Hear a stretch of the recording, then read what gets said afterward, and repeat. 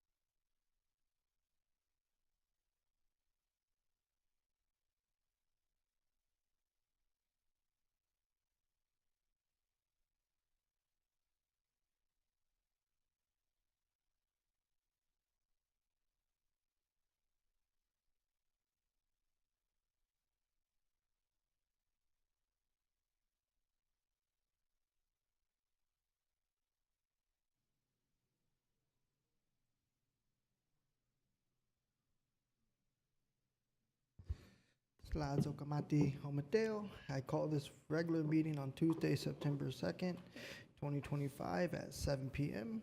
Welcome back, folks. Look like people are very excited to see us back after August recess. That said, we'll move straight along with the agenda. I will start with our land acknowledgement. The City of Albany recognizes that we occupy the land originally protected by the Confederated Villages of Lishan. We acknowledge the genocide that took place on these lands and must make strides to repay the moral debt that is owed to this indigenous people, specifically the Ohlone tribe. We thank them for their contributions, which have transformed our community and will continue to bring forth growth and unity. The City of Albany commits to sustaining ongoing relationship with the tribe and together build a better future for all that now make this their home. City Clerk, roll call, please. Councilmember Hanser Romero is absent. Councilmember Jordan. Here. Councilmember Mickey. Here. Vice Mayor McQuaid. Here. And Mayor Lopez. Here. Thank you, City Clerk. Now moving on to item number 4, ceremonial matters. Councilmember Mickey will be reading our proclamation for the evening for National Suicide Prevention Awareness Month.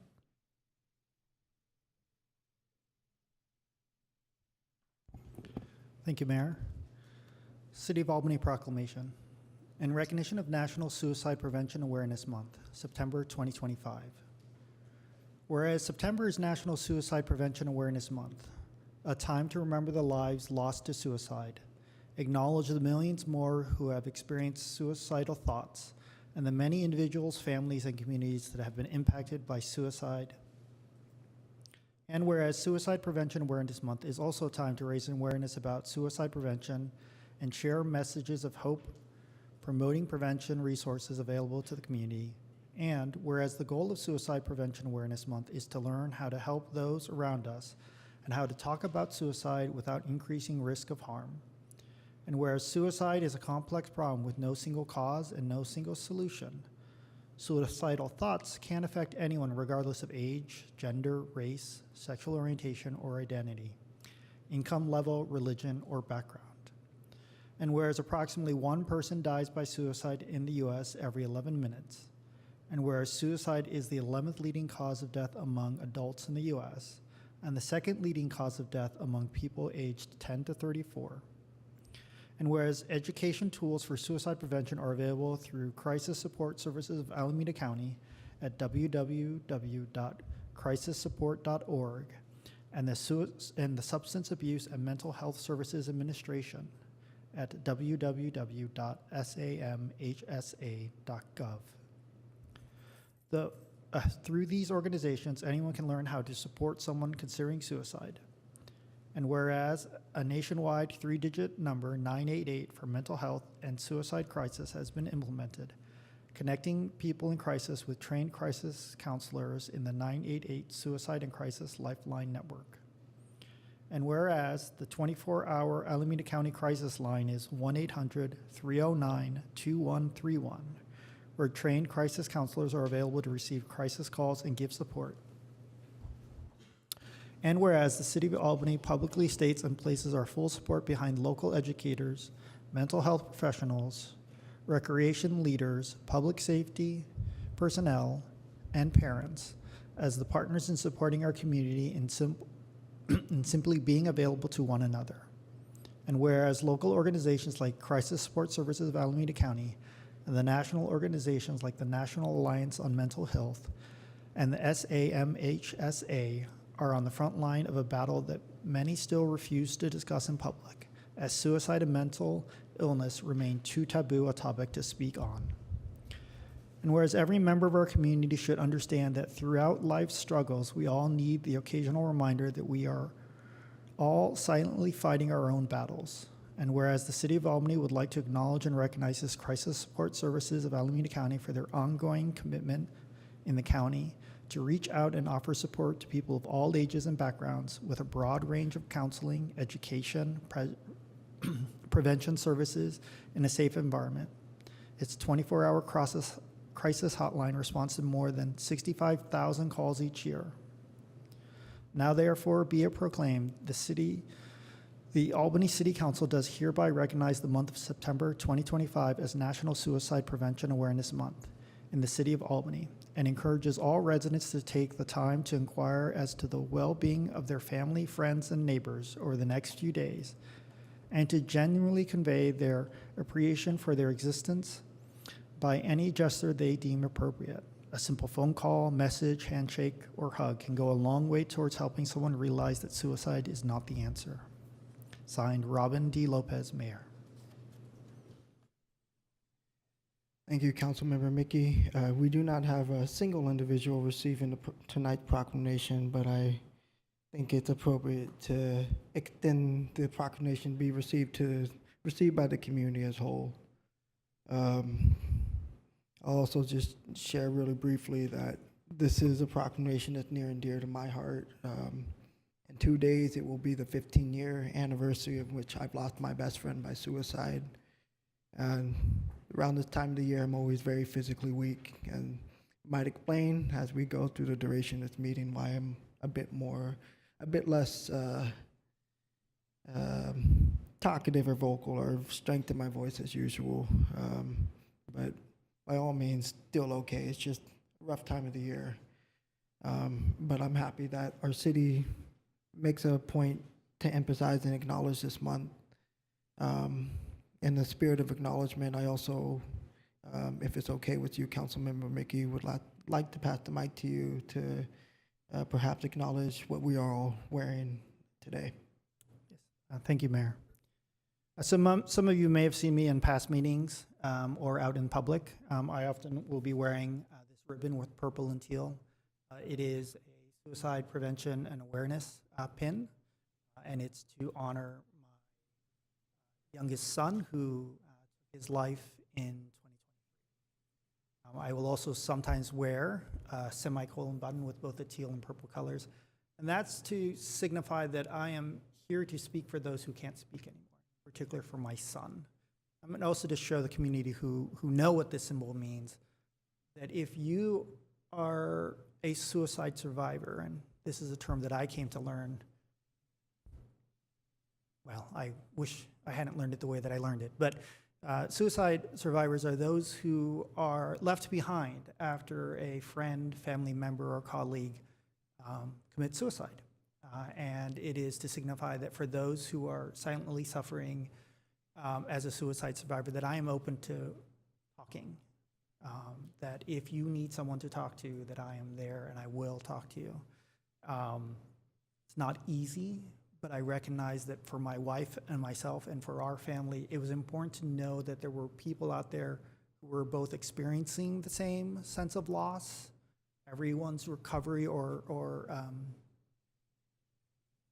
I'm not even sure that recovery is the right word, but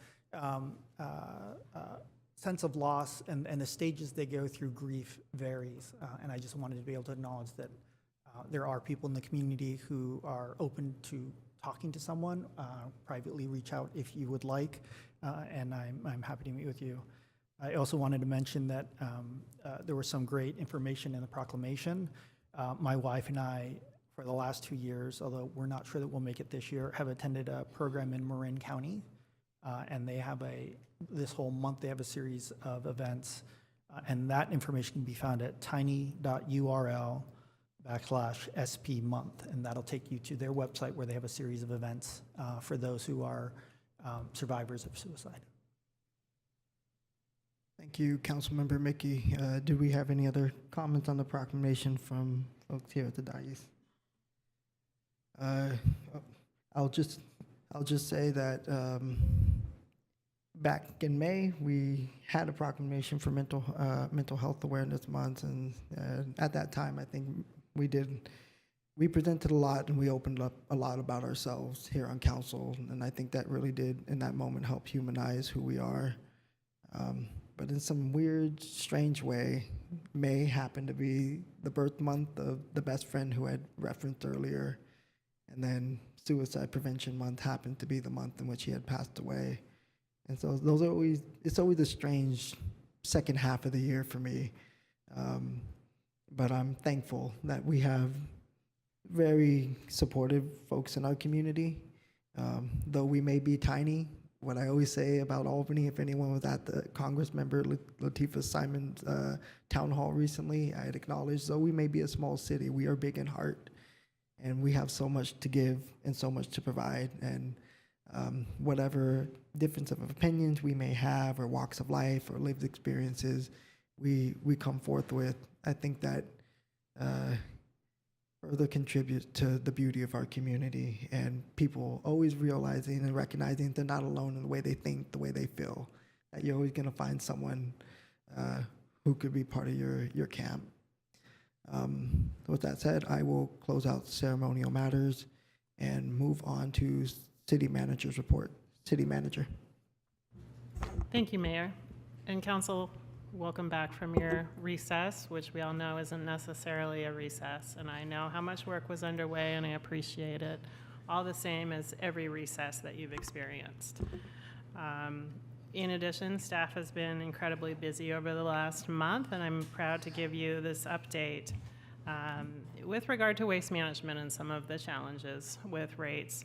A positive note, they will be promoting a new textile collection program forthcoming. Please check for information in the mail and also on their website, home.wm.com/Albany. This is a pilot, if you will. We are the first city in the area in all of waste management service area in the region. And basically what it means is textiles, old clothes, or things of a fibrous nature, sheets, blankets, whatnot, you can bag up and put on top of your recycling container, and they will be removed and recycled or downcycled into either, it's in a partnership with Goodwill, so either in transition to thrift store or other opportunities to reuse that textile. Looking forward to seeing how this goes and tracking the progress. Again, it is an opportunity for us to further limit what's going to the landfill, and this is one of those hard to capture areas from time to time. Public Works has been incredibly busy, and hopefully you can see some of that tangibly throughout the community. Driving in on the street in front of us here, some very hard to get to pavement is finally repaved, and appreciate the community's patience in certain closures at certain times, and our staff coming in on the weekend to monitor and ensure that work was done appropriately and to standards. A great place to go for information on all the Public Works projects is albanyca.gov/projects. I looked at this again today, and you can really get a status update on all of our projects there, and I appreciate how actively it's maintained for that purpose. If council may remember the approval for 2 gas-powered riding lawnmowers within the Public Works Department. These are, I'm sorry, absolutely not gas-powered. These are all electric. Let me be very clear on that. In terms of replacing the gas-powered. And we're thrilled to report that they're performing well and really helping us move along progressively with some of our climate action commitments. And this is an area of a dirty vehicle that has really been improved and maintained with an electric vehicle. Those in the community of Marin Avenue and beyond have received 2 notices, one directly from our contractor and also a postcard from Public Works on the upcoming, basically ongoing Marin 2 pavement rehabilitation project. I will be totally clear that traffic in the area will be complicated, but we have a lot of resources through the contractor and through our own project management team to make sure it's as accessible as possible, and signs are up, and absolutely ensuring that Marin School has that transportation crossing throughout the project. Be prepared that it is a bit of a long project, but also be prepared that it brings a lot of great new additions and rehabilitation to the street. Appreciation to the council for approving this project and looking forward to seeing it underway. Phase 10 of the annual sidewalk rehabilitation project is expected to begin this fall as well, and an update to the sidewalk survey is also currently underway. If you've been to Memorial Park, you've noticed quite a few events that have been spearheaded by our Recreation and Community Services Department. We just wrapped up our concerts in the park, which were incredibly well attended as usual. Appreciation to that team for constantly finding a way to make events so perfectly rewarding. Another event coming up is Dinner with Albany, and we were so excited to see the responsiveness from the community in terms of reserving tables. Our first round of tables sold out in 30 minutes in the reservation system, and our staff quickly adjusted to make sure that we were able to respond to anyone on the waiting list. That waiting list is now quite small, but we're continuing to work to ensure that everyone that is interested in a table has that ability while we have capacity in the park. Also, the Friendship Club summer programs were a huge success. A lot of clubs were totally full, and it really is a great service locally for our community in terms of childcare. That transitions into our childcare program that's after school. You may see our staff walking a large group of students to both Ocean View and Memorial Park after school programs. It is another highly sought after program that we're thrilled to continue to provide for the community. And in wrapping up my comments this evening, I wanted to also take the opportunity to recognize a new department head member. Dina Tassini, our Community Development Director, is joining us here tonight. Just a quick hello and welcome to Dina as she begins her service to our community, and look forward to much more to come. That completes my report. Thank you. Thank you, City Manager. And yes, another big welcome to Dina. Thank you for joining the organized chaos that we call City of Albany. Do we have any questions from member on council? Thank you, Mayor. I was just curious if the selection of locations for Phase 10 will be taking advantage of the survey of sidewalk conditions this summer, or if that's going to take longer to process that data.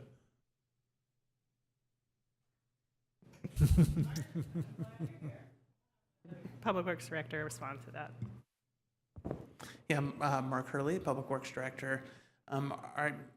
Off the top of my head, so this may not be exactly correct, but we're looking to finish the survey and processing the data by the end of this calendar year. And then we would go to Transportation Commission to update the criteria. Our hope is that criteria would be used for the next round of, and the new survey would be used for the next round of replacements. That could shift depending on how, if things get delayed, but that's our intention. Is it just to make sure I understand? So the intent is that Phase 10 would be designed around the results or based on the results. Yes, of the and survey. Okay. Aren't we in Phase 11, I think, I don't right now? remember. I think we're Phase 11, so Okay. it'd be Phase 12, so that threw Okay. me off a little bit, yeah. Okay. Thank you. Sure. Thank you. Do we have any questions from members of the public for the city manager's report?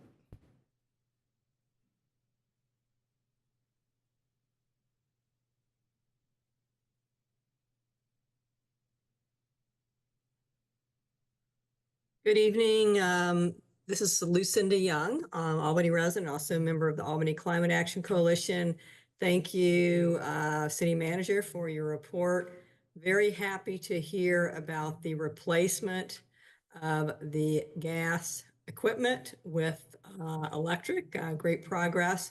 I had one question about the new textile pilot program that Waste Management is launching in Albany. Is there going to be outreach to the community? I don't know, a mailer, or is there going to be information on Waste Management's website? I think the Albany Climate Action Coalition would be interested in getting a little more information on that. Thank you very much. Thank you. Happy to respond to that. Yes, I may have gone too quickly, but the website that Waste Management has established is home.wm.com/Albany. In addition, mailers will be forthcoming and additional outreach, as we really want to showcase this opportunity and being the first city to endeavor on this with Waste Management. Mayor, I received my postcard today. All right. Thank you very much, and thank you again, City Manager, for your report. We will now move on to item number 6, good of the city, public comment. This is for persons desiring to address City Council on items that are not on the agenda. Please note that our policy is to limit each speaker to 3 minutes. I do know we have a wealth of folks here today, so just as a reminder, if you're here for bicycle parking or ESG investing, that will be later down in the agenda. Right now, these are for items that are not on the agenda, or opportunity to speak on items that are not on the agenda. We have 8 speaker cards and people online, so still 3 minutes. If I call you, if you can line up 3 at a time behind the podium. Judith, H, Jackie, and Maya.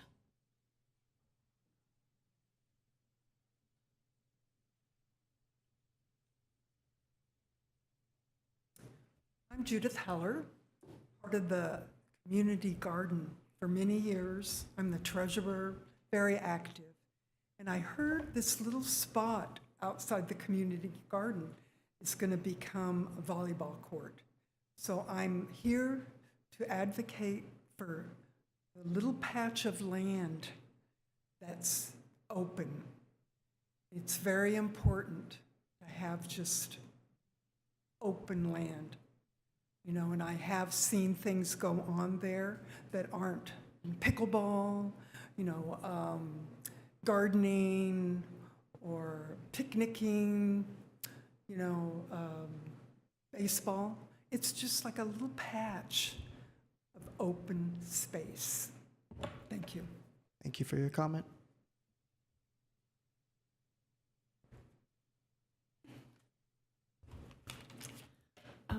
Good evening, City Council members and everyone. Hi, I'm Jackie Hermes, and I've been coming before this body for many years to advocate for open space within our city. Tonight, I will continue to appeal to your mind and your heart in keeping a precious respite in our city viable. I'm a member of the Ocean View Community Organic Garden in Ocean View Park. As of this moment, we are surrounded by 4 ball field activities in the park: soccer, baseball, tennis, and pickleball. And even though it's kind of loud for our garden, we've gotten used to it. One would think this would be enough sport activity and noise for such a small park, Ocean View Park. But no, the last tiny little bit of grassy open space is being planned by the city to have an asphalt and sand volleyball court on it.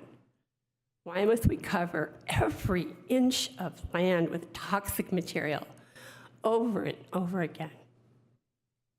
Community parks need to provide some gathering space with a respite from noise and for relaxation of those who don't play sports or don't play on the playground. Gentle activities like quiet contemplation, yoga, strolling, picnicking, watching the birds, talking together, and small birthday parties are happening there all the time.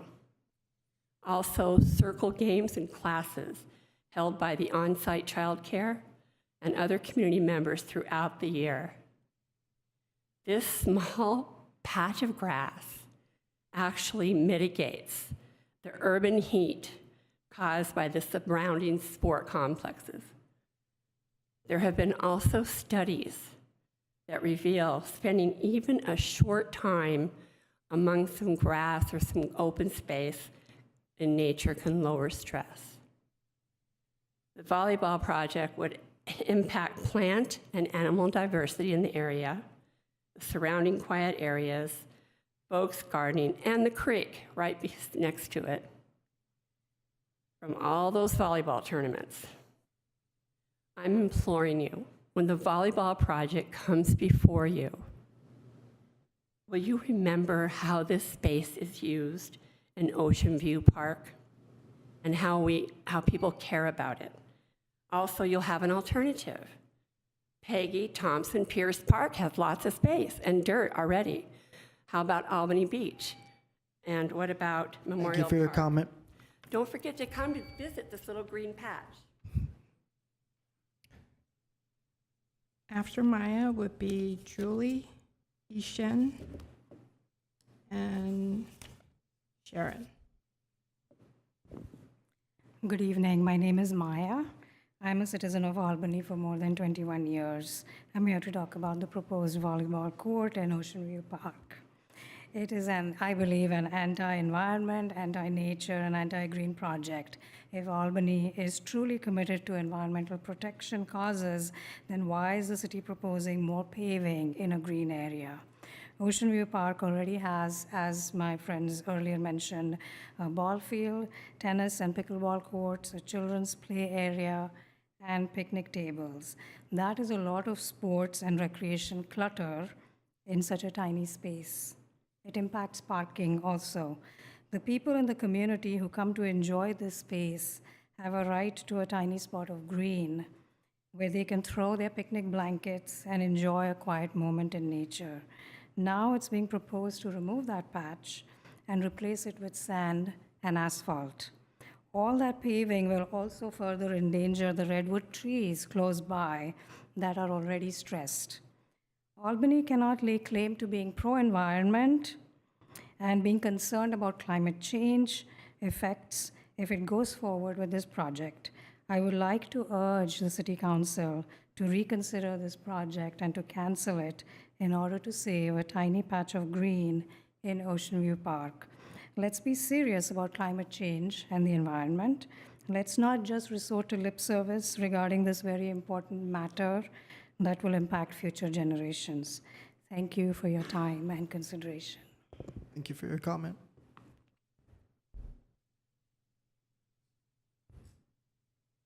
Hello, my name is Julie Knapp, and I'm also a member of the Organic Community Garden and have been for many years. I also don't think a volleyball court should be in that spot. I've had parties at Ocean View Park for many years, and we reserve 2 or 3 tables in the back there, and we've used that spot, grassy area, also during our parties. We bring chairs and we sit and chat and have a nice time there. Every other park in Albany has a space, a green space, where people can come and enjoy sitting on the grass. I have a 7-year-old daughter, and we've been to every park and playground in the city, spent many times there, and Ocean View has a grassy area, but it's a sports field, and this little patch is the only part where people can just come and relax and enjoy a little green space. I have something that my daughter, who's 7, wanted me to tell you, and these are her words. She says, "I think you should not move the grass because it's kind of like a dog park to the dogs. And also we have a garden, and if the ball goes over the fence and into the garden, and when you're watering the fruits and vegetables of flowers, the watering can might fall and make a ginormous flood." So she also would rather have a green space than a volleyball court. Thank you. Thank you for your comment. Hello, my name is Ishan, and I'm a landscape architect as well. For the last 35 years, I'm here to protest about this little piece of green oasis that surprised the city want to pave over and make into a sand volleyball court. Currently, it's already a volleyball court. I see young people playing on the grass, which is beautiful. And Sunday, people lay out their blanket and just rest underneath, in the shades. Being a professional landscape architect, I can tell you that I'm shocked the city's outreach is so poorly that I read a newsletter from the city. I never heard anything about this project being approved. And, you also benefit a very small group of people that, maybe, I don't know, to like 20, 30, 25 years old who could play volleyball instead of all of us. We could, enjoy this piece of, green oasis. Professionally, I also like to point out the siting of this volleyball court is wrong. The low branchings of the trees is not suitable for volleyball, as you all know, and the compaction of the soil is going to kill the already dying redwood trees. You can see all the yellowing of the leaves. So I'm just really shocked that the city want to take away their little piece of beautiful, grass glade from the community. Not to mention about the conflict of different functions. You have this gardening folks there, you have pickleball, you have, friendship shop, friendship club of kids, and it's already a very busy area. And when there's pickleball games or people playing, softball, there's no parking. So is there any environmental impact study that the city issues and share with the community? Or, traffic study. Is there enough parking? I can tell you there's not enough parking, So why are we doing this here instead of maybe somewhere like what my, friend Jackie mentions, maybe in a memorial park or some other more already disturbed area instead of take away a green space for young people's, volleyball, I don't know, it doesn't make sense. So I like to, the city council, committees, please respond to our questions, and maybe we consider this proposal. I hope it does not go through. Like I said, being a landscape architect, I can tell you this is the wrong place for a volleyball court. Thank you. Thank you for your comment. After Sharon would be Sue Haganush and Stephen Alpert. I'm Sharon. I'm a long-term resident of Albany and a long-term gardener. And I'm also here to advocate to have our space preserved. It's a wonderful area, and I really don't want to see it turn into a volleyball court. I have a few reasons as to why. If you look at the environmental aspect of having a volleyball court near a creek, unless you have some type of robust drainage system, we could have a problem there. Also, you probably would have to have some type of filtering system. And that's quite costly. And also the cost and maintenance of having sand delivered to a volleyball area, it has to be maintained. Sometimes it has to be even removed and replaced. And that's a real cost to the city of Albany and to the residents of Albany. So I'm asking the committee to rethink this space, please. Thank you. Thank you for your comment.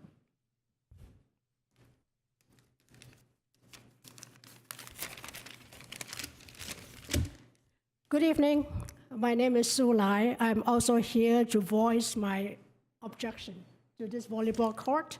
I'm here to speak for the Redwood Groves. Our park is very special. It is one of the very few parks that has this unique characteristic that no other park, not many parks have, and that's the growth of redwood trees. In addition to providing shade and beauty, these trees provide an ecosystem that combat climate change.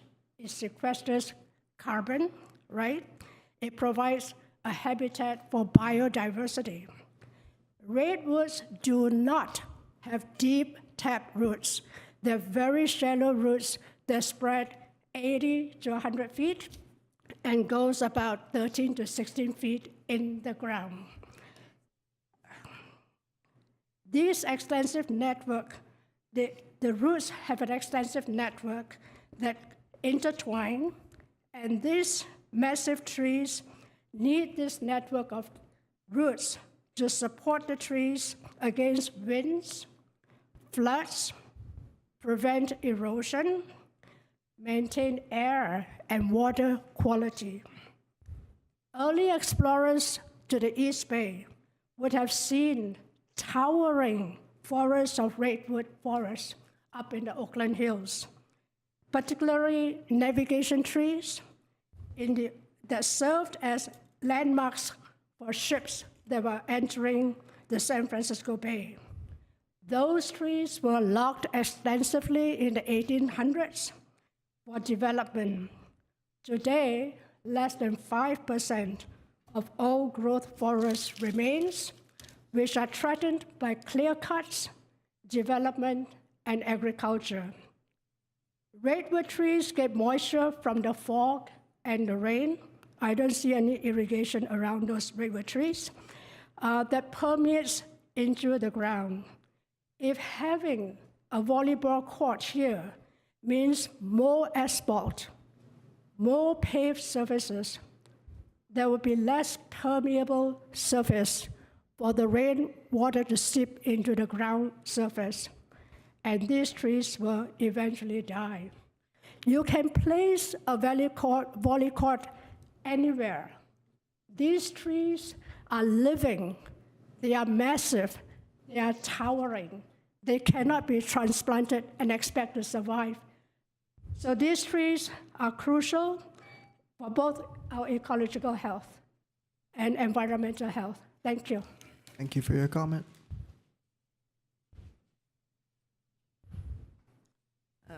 Good evening. I agree we shouldn't have a volleyball court in that green area, but that's not what I'm here for today. I'm going to change the subject. I sent a video. I was wondering, is there any chance we can show a video that I sent, 1 minute of it on, or is that not something that could be done? No, we're unable to play the video, I'm sorry. No? Okay. So too bad, because the video would have shown, it's been a few months that Project Hope for Palestine, with support from members of our community group, Albany and El Cerrito for Palestine, began delivering drinking water throughout the Gaza Strip. The video that I would have shown you shows water being distributed in an encampment in West Gaza City. The trucks seen in the footage are filled with clean water sourced from a few remaining operational water purification plants in Gaza.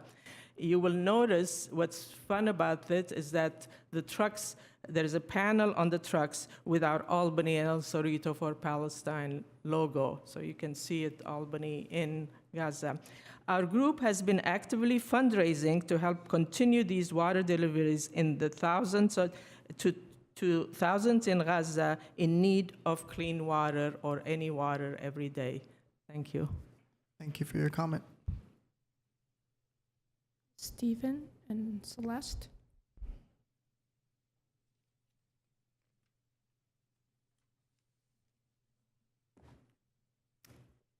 Good evening and welcome back from your August recess. I am Dr. Stephen Alpert. As is evident, I am not going away, and neither is the issue of why Albany follows only the absolute minimum state mandate, notifying only those within 300 feet of new construction, regardless of project size, with postcards mailed but 10 days before a first planning and zoning hearing. I and over a dozen individuals have requested the council consider expanding public notification beyond 300 feet as enacted by other California municipalities. To date, the council has refused to address this issue. At the June 2nd meeting, Councilman Jordan read a portion of a letter from YIMBY, as in Yes in My Backyard, law firm, citing California Code 6508 as prohibiting cities from enacting varied public notice for different sized projects, asserting that doing so would both violate California and federal Fair Housing Acts. In that letter, Attorney Farrell asserted, quote, public notice requirements must remain the same for all residential projects, regardless of type or location. As I have reviewed, the issue of varied distance notice for different size projects is not a settled issue. The city of Burbank has varied notice depending specifically on project size, regardless of the type of project. 1,000 feet notice is required for all new construction, with additional notice beyond 1,000 feet for large-scale projects in select designated areas. The city of Irvine alerts all property owners within 500 feet of new construction, notices mailed not 10, but 15 days before a first hearing. Albany city officials have received these ordinances and are aware of these provisions. Moreover, many cities require that signs be posted at project sites detailing the proposed new construction. For example, Berkeley requires posting 4x4 foot signs for project more than 2 stories at the site prior to submitting an application for new construction. Albany does not require such signage. Alerting only those within 300 feet limits public discourse, allowing the Planning and Zoning Commission to propose, and the council, to then push through new projects, no matter how inappropriate, with minimal awareness and input from the public. Such was the case for the oversized 5-story modern box proposed for 1600 Solano. Clearly, 1600 Solano is not functionally appropriate nor harmonious with the surrounding Craftsman-era buildings, in total violation of Albany's Planning and Zoning Mission Statement, as shown in the poster. Of note, council members Lopez, Mickey, and Hanson Romero were not on the council in 2022 when this Solano was approved, and Councilwoman Quaid objected to the project and also called for further discussion, as did several other Albany residents. Celeste will continue. Thank you for your comment. Good evening. I am Dr. Celeste Marks. There is no legal reason preventing Albany from expanding public notification for new construction. Albany adheres to the absolute minimum state mandate of alerting only those within 300 foot of the construction site by postcards mailed but 10 days before the first project hearing. Moreover, Albany does not require that signage be placed at the project site. At this juncture, let's assume, as Councilman Jordan and YIMBY law assert, that uniform noticing distances is required. Accordingly, the issue of varied notification based on project size is no longer a matter of contention. Uniform notice greater than 300-foot radius for all new construction seems reasonable. Increased cost was suggested as a reason why preventing wider notification. Only 73 properties were alerted about the 5-story project at 1600 Solano, with a mailing cost of $45. Extrapolating to 500 feet, the mailing cost would be $126, and for 1,000 feet, 515, hardly much of a financial burden for either the city or an applicant. During the single June 2022 council meeting devoted to 1600 Solano, then Mayor Jordan moved for immediate passage of the project. Prior to the 24 elections, Stephen and I circulated this legal-sized notice highlighting how the council railroaded through 1600 Solano over the legitimate concerns expressed by your constituents. As is evident, one half of the Albany Fora duo is no longer on the council, and Councilman Jordan receives the least number of votes cast for the 3 open positions.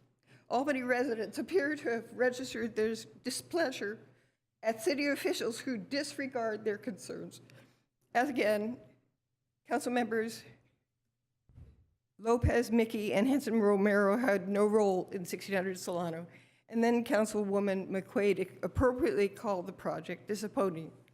If this current council genuinely believes that alerting only those within 300 foot for all new construction 10 days prior to a first hearing is appropriate, then defend this practice. Bring it to a meeting agenda item to allow for extended, in-depth public discussion.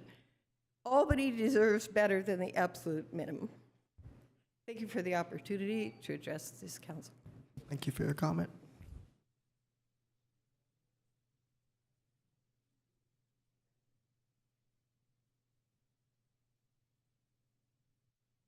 Hi, my name is Catherine. I want to reiterate that Section 4 of the city's climate action plan is to increase urban tree canopy landscaped area for goal number 1 in that section, increase resilience of infrastructure and expanding infrastructure improvements, as well as natural landscapes and resilience of natural lands and systems. All of these are contradicted by the proposed volleyball court, so it does not make sense in light of the city's election of a climate action emergency declaration and stated climate goals. So I support keeping the park area as a park. Additionally, another way to continue to mitigate the increased issues around climate action in Albany is to restore paved area that can no longer be used as paved area or daylighted areas around intersections to become pollinator gardens, or we call it a water integrated street tree expansion, or WISE areas. These can be part of the standard engineering diagrams for when the city repaves streets and needs to add new asphalt and cement curbs, and is an opportunity to address a number of areas: stormwater runoff, biodiversity loss, and increasing green spaces which cool the local environment. I'd like to encourage the new community development director to take a look at that. Also disappointed by the recent exclusion of EV charging from the capital improvement plan, which I recently, a couple meetings ago, when they removed that in the previous iteration of the plan. Would love to see EV charging in Albany somewhere, because that's also part of the climate action plan to increase electrification of transportation as well as building infrastructure.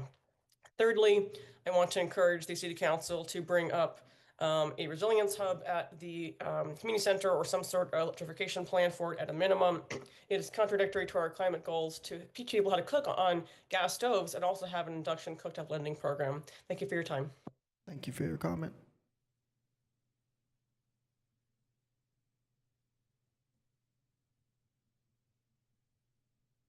This is Lucinda Young, a member of the Albany Climate Action Coalition. I just want to briefly express my support to the numerous speakers that went before me who were objecting to the paving of our green space to build a volleyball court.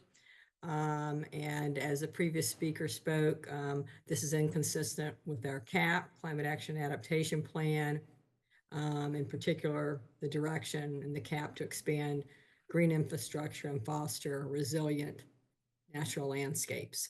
And second, there's been some discussion at previous meetings about EV chargers, and I understand our city manager had indicated that the city plans to or is currently working with businesses to install EV chargers in commercial parking lots. And I'm just interested in hearing more specifics about what the city has done or plans to do in order to make that happen.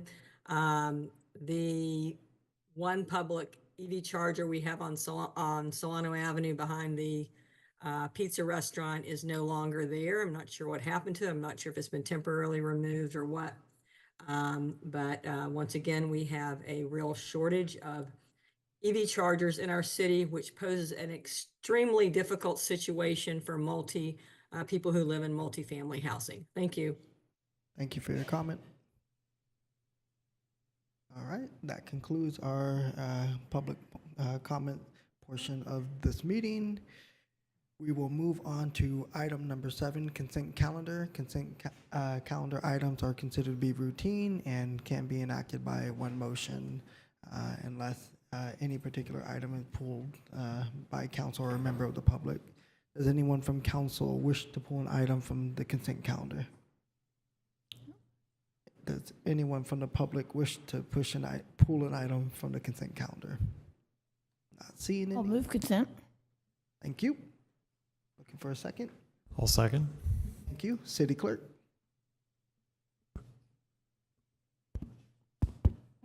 Councilmember Jordan, Yes. Councilmember Mickey, Yes. Vice Mayor McQuay, Mayor Lopez, Yep. Councilmember Hanson Romero. The motion carries. All right, thank you very much. Moving on to item 9, public hearing. We have item 9-1, amendment to Albany's Municipal Code, Chapter 20, Section 20.28.030C and 20.24.050 regarding bicycle parking standards and related provisions, our first reading. I will pass it to city staff. Good evening, Mayor Lopez, members of the council. I'm Leslie Mendez, planning manager, and I am here tonight with my colleague Ben Metlaw, who is an associate planner in what is now our Public Works Department. They've moved from community development. We are presenting bicycle parking ordinance amendments, which is in the Planning and Zoning Code, Chapter 20.28.030C. So the goals of these amendments are to support climate and sustainability by encouraging bicycling, to accommodate new mobility trends such as cargo and e-bicycles, that's electric, to integrate bicycle parking into public and private spaces, to reduce conflicts between parking and primary land uses, as well as to set clear practical standards to lessen the burden on development. So just a little timeline. Back in November of 2023, the City Council approved parking amendments for vehicle parking and eliminated minimum parking requirements complying with AB 2097. At that time, you also adopted parking maximum for commercial uses. During that time, we had heard from the Planning and Zoning Commission that they'd like to see revisions to the bicycle parking standards to complement the changes to the vehicle parking standards. On May 14th of 2025, we brought a study session before the Planning and Zoning Commission, and we received some feedback, which included requests to accommodate various bicycle types, such as cargo bikes, e-bikes, as well as to define the percentages of each, to clarify what secure bicycle parking is, and there was a preference expressed for enclosed rooms as opposed to fenced cages, to ensure maneuverability and unobstructed aisles, to apply the San Pablo Avenue specific plan standards citywide, and that was the only area that had specific standards for the larger bicycle types and/or electrical outlets, to strengthen long-term parking requirements, including for civic buildings, as well as to set bicycle parking requirements for temporary events such as Foodie Land. So staff took the feedback received and incorporated into revised amendments that we did present to the Planning Commission on July 23rd, and the Commission unanimously adopted a resolution to recommend to this body, to City Council, to adopt the amendments with some modifications that we will go through when we go through the key changes. So one thing I do want to bring up is that on June 20th, our governor signed Budget Bill AB 130 into law, and this incorporated AB 306 in its entirety. And AB 306 prohibits local jurisdictions from making any changes to the state building code, including KALB, between October 1st, 2025 to June 1st of 2031 that are applicable to residential units. So as KALB includes bicycle parking standards for residential uses, any changes to the city standards that include residential must be adopted prior to October 1st, 2025 to take effect. Ergo, we're hearing it tonight, and if approved, we will be able to have the second reading this month and make this deadline. So we're going to go through some key ordinance changes. I do want to just make sure we're all on the same page regarding the definitions for what a long-term bicycle parking is and short-term. Long-term bicycle parking is a facility that includes secure enclosed space with controlled access for one or more bicycles to be parked or stored for durations of greater than 2 hours. So typically for employees going to work and or residents in a unit. Short-term bicycle parking, on the other hand, are bicycle racks in an easily accessible location that is intended to accommodate visitors or customers, messengers, and others expected to remain for a very short or limited period of time. So the new parking amendments include expanded applicability. Currently, the parking requirements only apply to multifamily residential, both in just pure residential buildings and mixed use, and limited retail uses.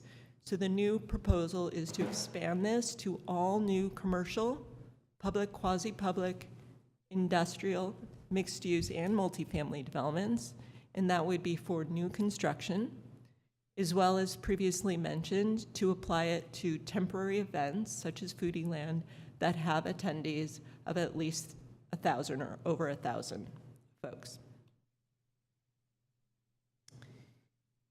One of the suggestions we received and we incorporated was to include an amendment to exempt the area that is dedicated to long-term bicycle parking from the floor area ratio calculation. This will help ease the kind of conflict between the real estate dedicated to bicycle parking as opposed to for primary use or other active uses. I will admit that staff took this opportunity as well to clarify that the current exemption that we already give to single-family homes, which is up to 220 square feet for a garage, also applies for garages used for bicycle parking and not just automobile parking. So this, again, helps kind of limit the burden of providing bicycle parking as well as limits the preference for automobile parking over bicycle parking. So some of the ratio updates is for multifamily to require 1 short-term space per 20 units, in addition to the 1 long-term space per dwelling unit. For non-residential, and again, that's an expanded definition for all non-residential, not just retail, is to require 1 long-term space per 10 employees or per 10,000 square feet, whichever is greater, in addition to the 1 short-term space per 1,500 square feet of floor area. And for temporary events is to require 1 short-term space for 100 attendees for events with over 1,000 attendees. We've also strengthened some of the accessibility and flexibility standards. One is to require that at least 50% of long-term spaces do not require manual lifting, so that would prevent, folks who have limited mobility or just maybe aren't as strong from having to lift up a bicycle to park it. To increase the sidewalk clearance in our commercial corridors, so that would be on San Pablo and Solano Street from 4 feet to 6 feet, which allows really passage for parties of different ways. And I must say, to provide flexibility where on-site parking is infeasible. Let me see if it's on the next slide. it's not, so I will continue. We've also included that all parking on the right-of-way be reviewed and approved by the Public Works Department. So in addition to the 6-foot clearance or the 4-foot clearance on other streets, they will ensure that no bicycle racks impinge on the required clearance needed for on-street vehicle parking, as well as like access to mailboxes or other installations that do require a certain clearance around them for all folks to be able to access.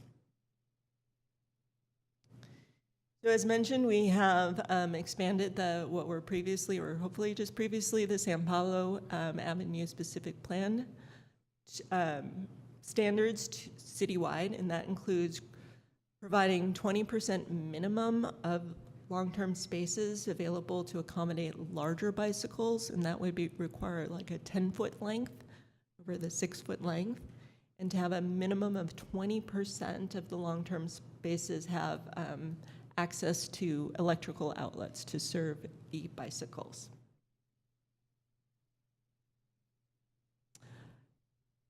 I will say that the plan, this is one area that we did not, staff did not take the Planning Commission recommendation. The Planning Commission did recommend increasing the space for large bicycles to 40% and increasing the electrical outlets to 50%. Based on a review of comparable cities and research, we have found that those percentages far exceeded other cities, and you can find that, I think it is in attachment 6, kind of a comparative analysis. And we did feel that started to be a little bit of a burden of real estate that may impinge on other economic vitality or housing development goals. In addition, we clarified commuter amenities, and this is for employees that bike to work. So projects with more than 50 employees must include showers, lockers, and changing rooms. And after discussion with the Planning Commission, it was applied to new construction only, as we did believe it would be difficult to retrofit many of the existing buildings in Albany that tend to be quite small.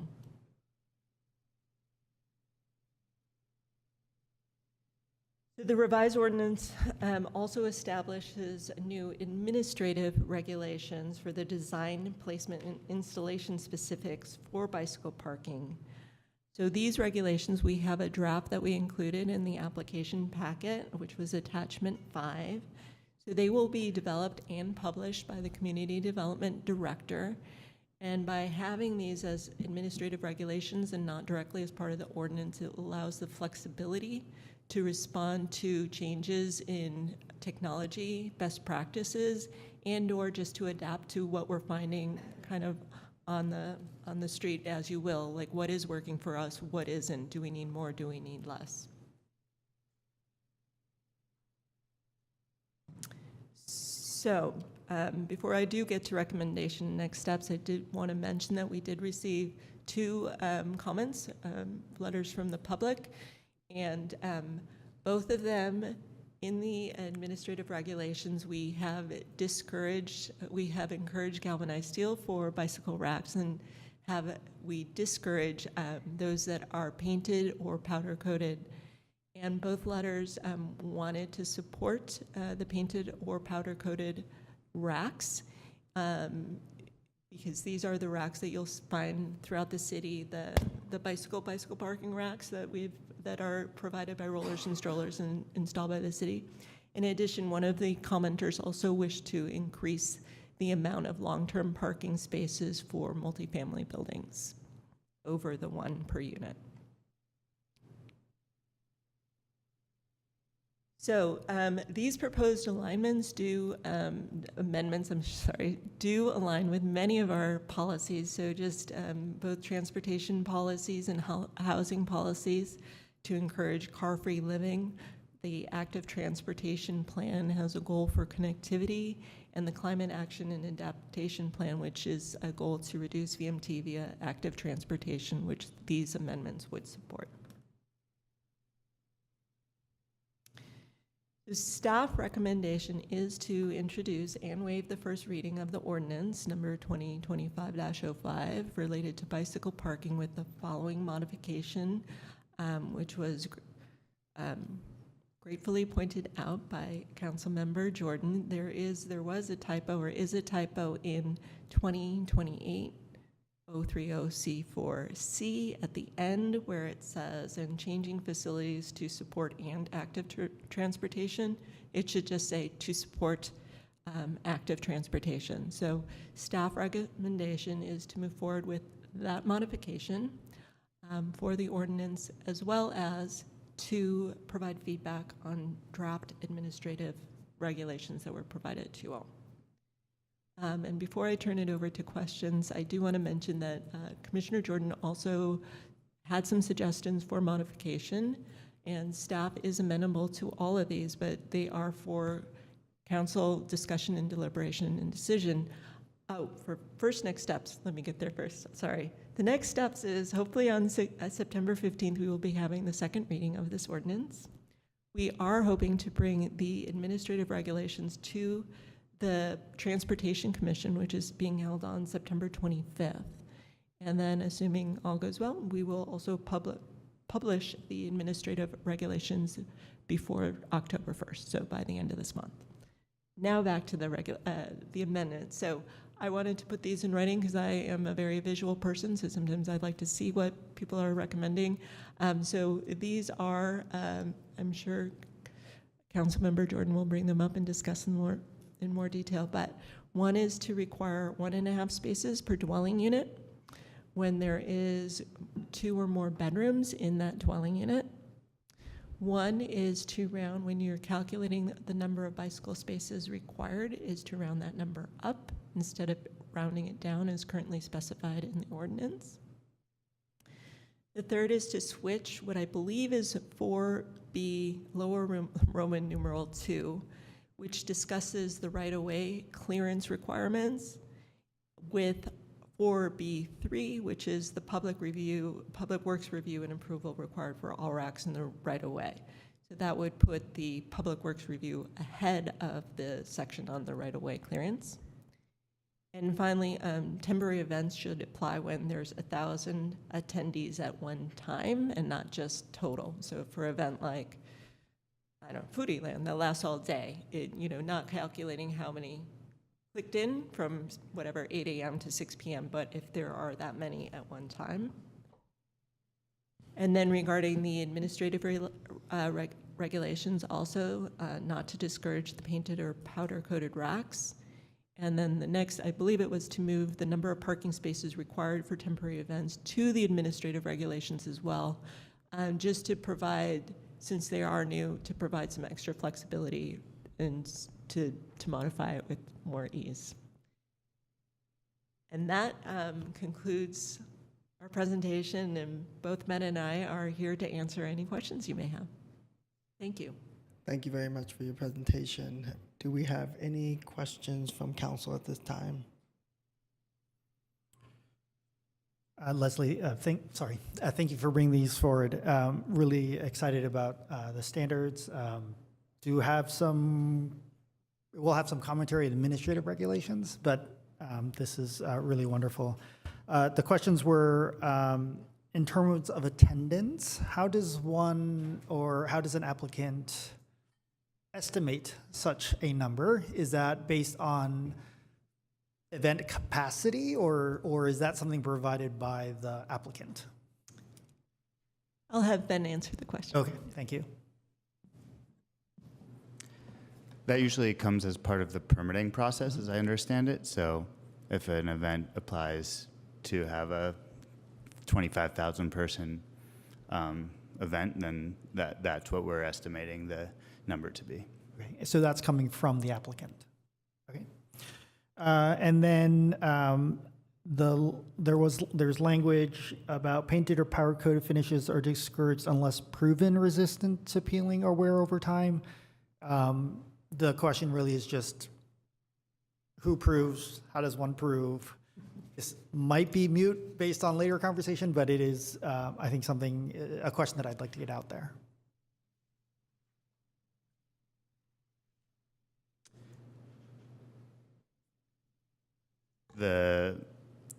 the recommendation came as part of a best practices research on kind of what other cities, municipalities are doing. I don't recall the clause about that you're referencing right now. Or it's in the administrative regulations. It is in there, and so I see how that's a little bit of a catch-22. So I'm sure we'll be hearing comments that we will be incorporating to modify these. And then, so circling back to this question about paint again, there was a lot of commentary about what is happening in the public right-of-way. But is my understanding that the administrative regulations are saying both parking, bicycle parking facilities in the public right-of-way and within a building or within a within a private facility, so it could in theory be outside, that these regulations would apply in both situations, both public right-of-way and on private property? So the way we have it set up currently is these administrative regulations would apply to any bicycle parking as required in the ordinance. So that would include the private, which will mostly be the long-term parking, maybe some short-term parking, as well as the short-term parking that may be on the right-of-way. So if there was feedback from the commission, so interested to hear what this body thinks as well, is there was thought to expand this to also apply to those projects that are in the public right-of-way. So that might be just subject to the city putting bicycle racks and or the Solano Stroll, which currently we don't have this set up to focus on purely public right-of-way projects. Okay. Thank you. And that was it for my questions. Thank you. Yeah. Thank you very much for the presentation and for reviewing the ideas I sent forward and representing them. That's way more than I expect, so thank you.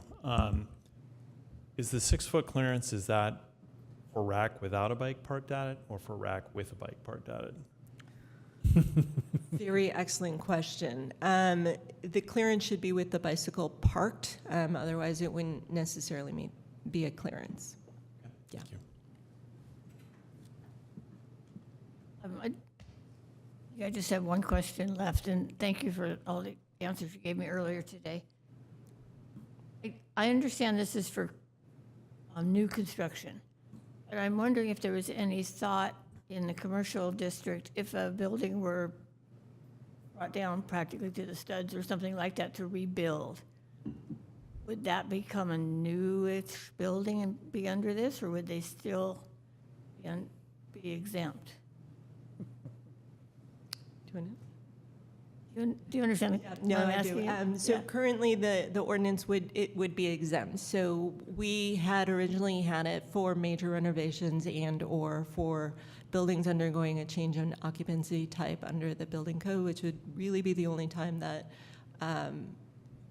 zoning would kind of have a trigger.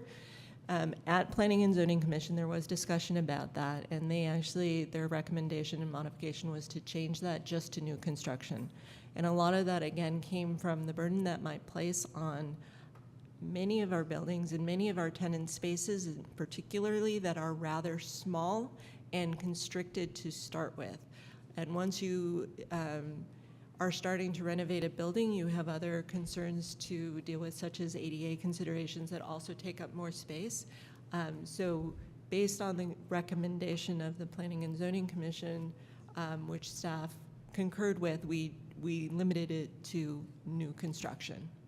So if, for example, a property on San Pablo, let me, just among friends, let me say Mechanics Bank, was to become housing, does that become then new construction, or could they make the argument that, well, our building's still here, so obviously it's not the same building, but I think, yeah, if it's not the same, unless they put all the units within that building, it would be subject to the parking regulations. Okay, great, thank you.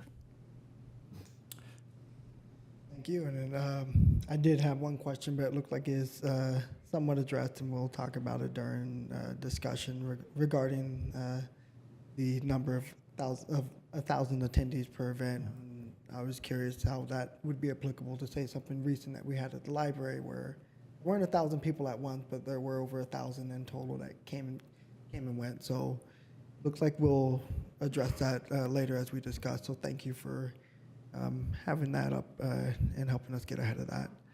At this time, Mayor, sorry, I had a follow-up question based on a question Peggy asked.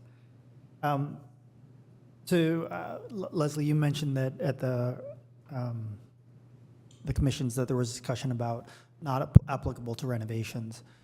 Was there ever discussion about only applying the short-term bicycle parking that might be done in the public right-of-way for renovations? That we didn't know. Okay, That thank you. didn't occur. thank you. All right, we'll close out questions from council. We'll move to public comments. None? All right. Not seeing any in person. We'll bring it back to council for discussion. I know. I'll jump in. Did we bring up Preston? Oh, hold on. I think do we have a public comment? Now we do.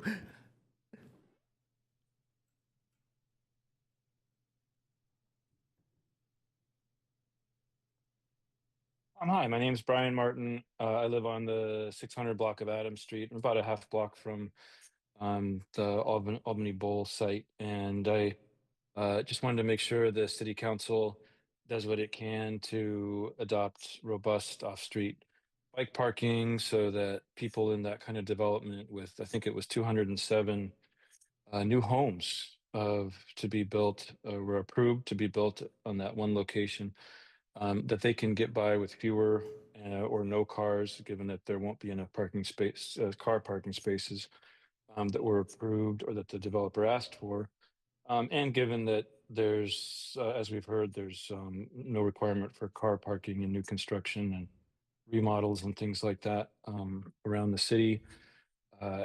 Even with 9 to 12-story buildings that can be built in my backyard and around San Pablo. So the city really does need robust biking infrastructure to help make sure people aren't as reliant on cars. And part of that infrastructure, we're hearing tonight was the off-street and on-street bicycle parking. I wanted to encourage people to consider the amendments that Councilmember Jordan recommended that were on that slide. Thank you, city staff, for putting that there so that we could all see and kind of take that in. I am also in favor of parking for businesses, particularly new construction, as I do know that the businesses can be very small. My own daughter would ride to work on Solano Avenue for a few years at different places, including a chocolate shop up on Solano Avenue where she would have to often just park her bike for many hours on the street. Even in the broad daylight, she'd get her lights stolen, and once her bike stolen. So that kind of parking, not just at businesses and at homes, I think is really important. And I look forward to seeing something that will help support Albany residents as we hopefully see more of this dense housing on Solano, like at 1600 Solano Avenue, and more places on Solano and more places on San Pablo to help with the housing crisis. Thank you. Thank you for your comment.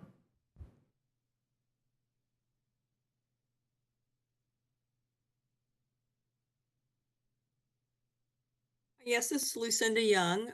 Thank you for the presentation, and I'm a member of the Albany Climate Action Coalition and transitioning from gas vehicles to other forms of sustainable transportation like bicycling is a critical part of our climate action adaptation plan. And there are two, as I see it, two critical things that the city needs to do in order to support bicycling, more bicycling. Number one is bike routes, which is not an issue here tonight. But second is safe bike parking. And I support most of this plan, this presentation.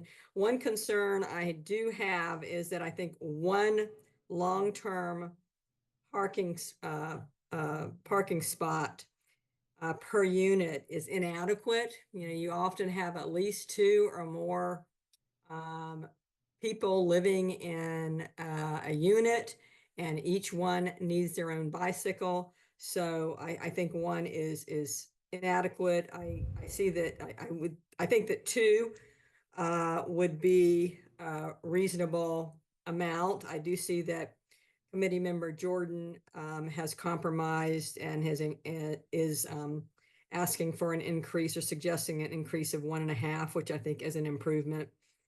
And second, as was mentioned before, I don't see a reason for this strict requirement prohibiting painting. I think the colored bike racks that we have around Albany, and that even one of them was in the slideshow presentation, I think are very aesthetically appealing, and I don't see a reason to limit choices on the paint for a bike rack. So I would suggest dispensing with that requirement. Thank you. Thank you for your comment.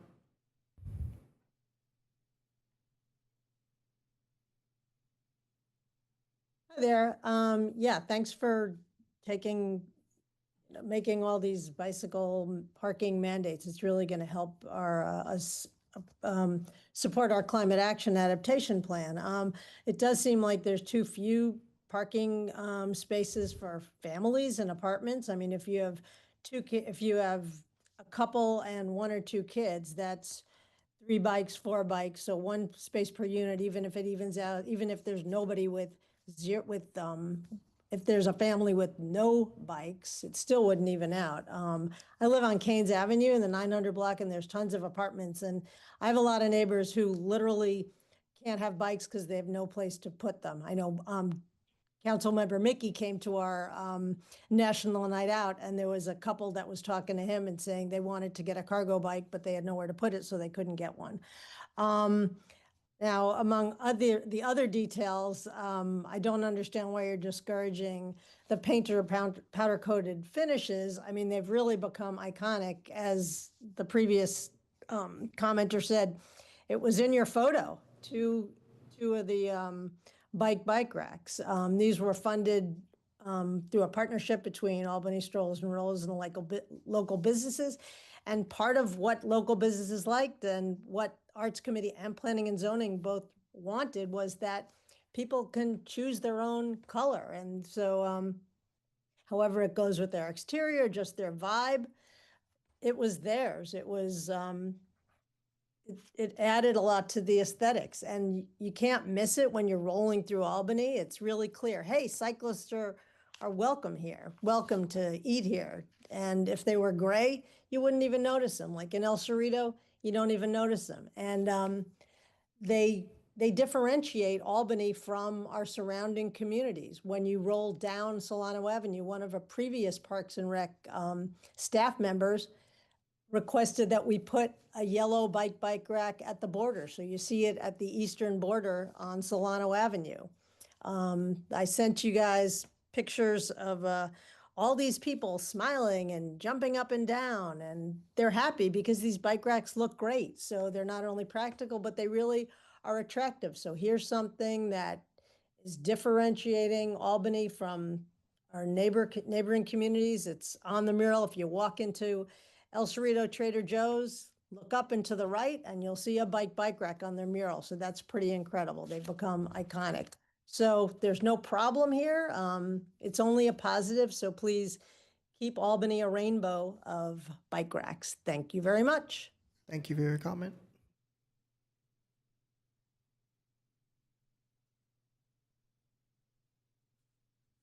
Hi, this is Catherine. Thanks for the thorough analysis here. I agree with the previous speakers that 1 bike per person in a household will be great.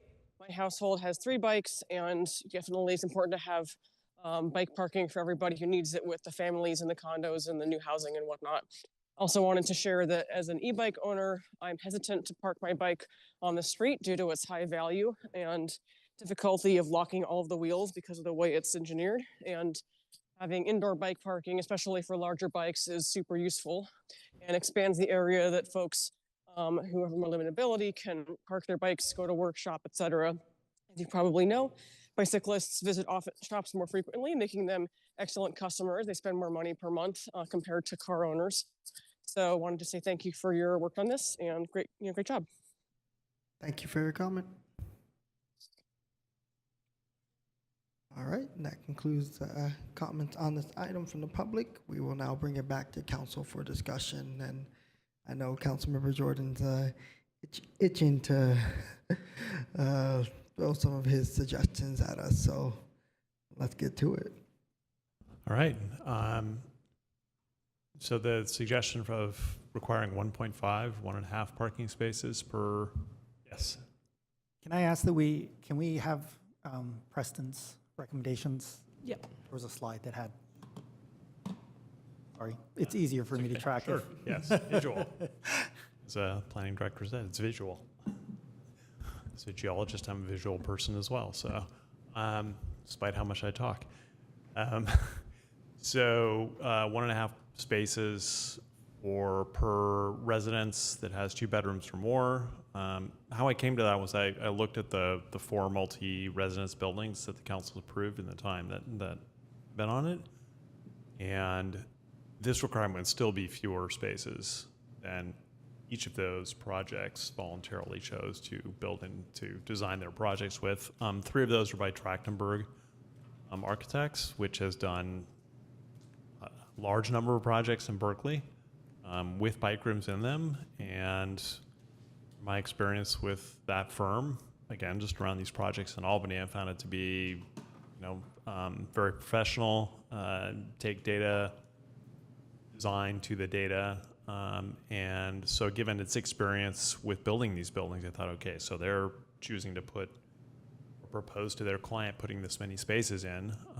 So kind of the market has spoken, and I think the purpose of the regulation is to put a floor for those applicants who might just try to do 0 if they had a choice. So with the experience of those 4 other buildings, 2 different firms, one of them tremendously experienced, doing more spaces than this would result in if you applied that to those projects. Not a huge number more spaces, this is somewhat below, but a reasonable number below. That was the reason I came up with this. So maybe to pause there, or if you want to go through all of them, it might be good to. Okay. Round up. So the footnote on the table was to round down, and so that would mean, for instance, if there's 1 short-term parking place required per 20 residences, then if a building was proposed with 19, then it would have 0. But I think one can imagine that a building that had 19 residences would likely have some visitors who might visit by bike. So wanted to round up to make sure that a project like that had at least 1 short-term space. I'm not going to belabor switching those 2 sections unless somebody really wants to. That's kind of editorial and flow. We've talked about temporary events. What came to mind for me with that in terms of data was the Solano Stroll. The low side estimates that are online that I've heard, maybe pre-pandemic, it might have gotten back to this was 150,000 attendees. Strolls and rollers, Bike East Bay, it's kind of varied through time, but the most valet parking there's been that I can recall is two lots, one next to Abrams Gallery, and then the other on a bank parking lot at the other end of Solano. And between those 2, I think it was less than 500 spaces. And I'm not aware that either of them, filled up. I mean, they came close to filling up, but that either of them filled up all the way. Which I think is because you don't have 150,000 people there at one time. I don't know how many simultaneous attendees were, but I thought that would be a better metric, is to use simultaneous attendees. And in that regard, I did look at the valet parking for Oracle and for the Chase Center to see how many spaces they had. Chase Center has 300 for, I guess, 12,000 seats approximately. There was no report of it filling up, and Oracle has 200 for over 40,000 seats, and there's a report that you better get there early because it always fills up. So it's kind of another reality test on this 1 per 100. I guess you want to go to the next slide. There is a next slide. Is there a next slide? Can't remember. Oh yeah. So on this, I think I conflated powder and painted. I think it's reasonable to discourage painted. Painted and powder coated are not the same thing. Powder coated is almost like a ceramic coating. So I would suggest moving powder coated to equivalent to galvanized or stainless steel, meaning it's preferred. And painted is not preferred because painted is softer material and can definitely degrade.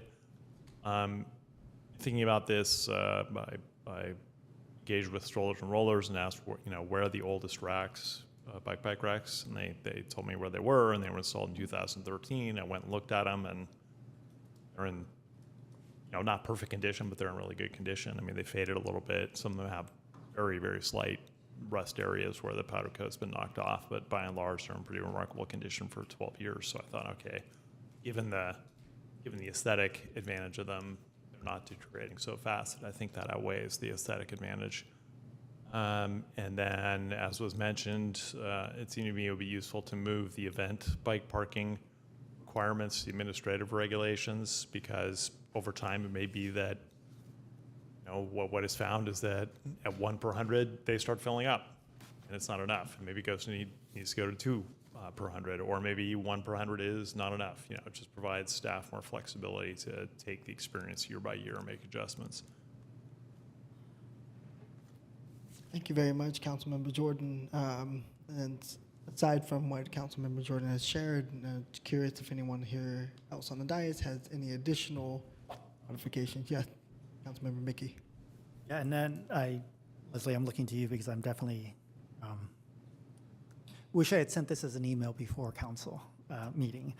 In terms of the renovations, I feel like I understand the difficulties of incorporating the requirements for parking within the private property, because it's already laid out, the building's already set up. But I think there's an opening to allow or require under renovations the short-term parking, which could be accommodated in the public realm, as long as it follows 2028-030 C4B3 and B4, Roman numerals 3 and 4, which essentially say it's required unless staff says we can't actually fit it, right? And to me, that helps us provide more of this parking in the public right-of-way without burdening a renovation. And so I'm particularly thinking there's a building on Solano Avenue that got redeveloped, is completely just an interior renovation. They replaced some of the windows. Were they applying today, they wouldn't have to provide any bicycle parking. If we're really lucky, the businesses that move in would provide the bike racks or a city bike rack in front of those units, but that is dependent on the business versus us saying, well, when it redevelops or renovates, it would actually get an opportunity to install those bike racks. So I don't know if that seems to me something that's reasonable for a renovation, so long as it can be accommodated within the public right-of-way. So maybe there's already a bicycle rack, maybe there's not room, maybe it's and this would be for all non-residential uses. So I would not apply this to houses, multifamily. I think those are generally going to be located in places where we are not going to be able to put a bike rack in the public right-of-way. All right, thank you, Councilmember Mickey. Yeah, I have a question. Talking to business owners, I did learn that I guess when spaces get renovated for new businesses, at least a couple mentioned to me that they were required to put in bike parking, bike racks on the street. So I don't know, I don't know more than about that. I don't know what triggers that requirement versus not.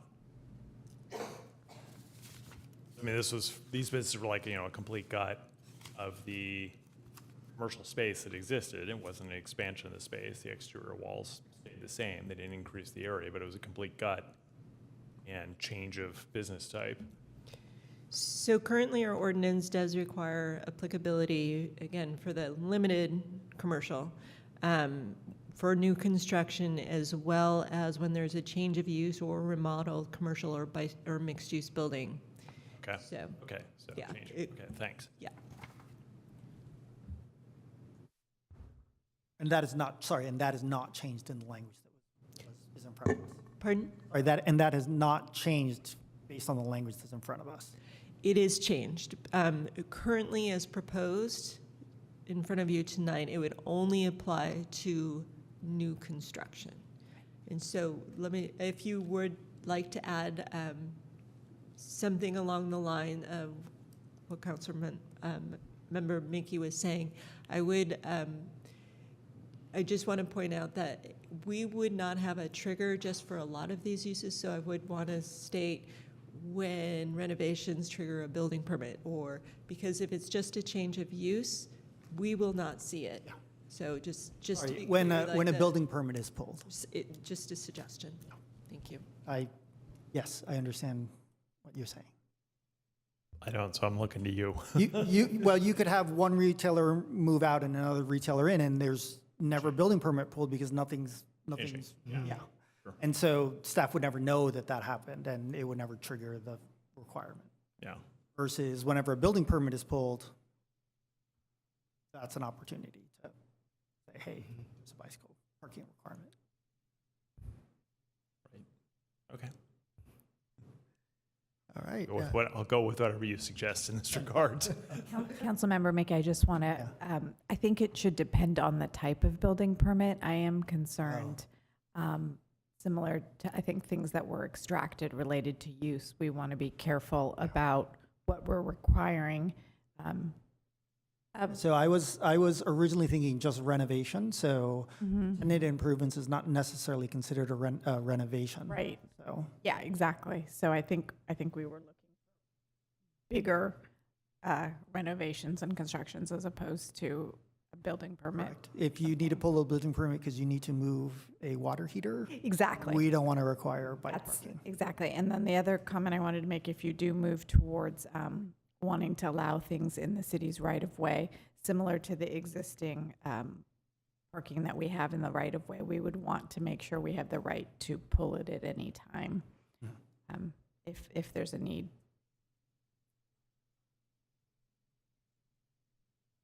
Yes, I could. Not sure where that goes, but yes. Not sure if that's administrative or if that's in the. Yeah, I think we need to think that through, but I just wanted to get that on the record that if you go in that direction, we wouldn't want the business to think that bicycle parking is.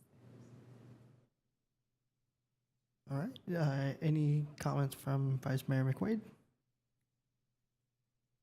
The only concern I have in all of this is as we talk about the right-of-way, I know there's standards for ADA, and sometimes they get a little wiggly, and sometimes you realize it might be legal, but it doesn't work.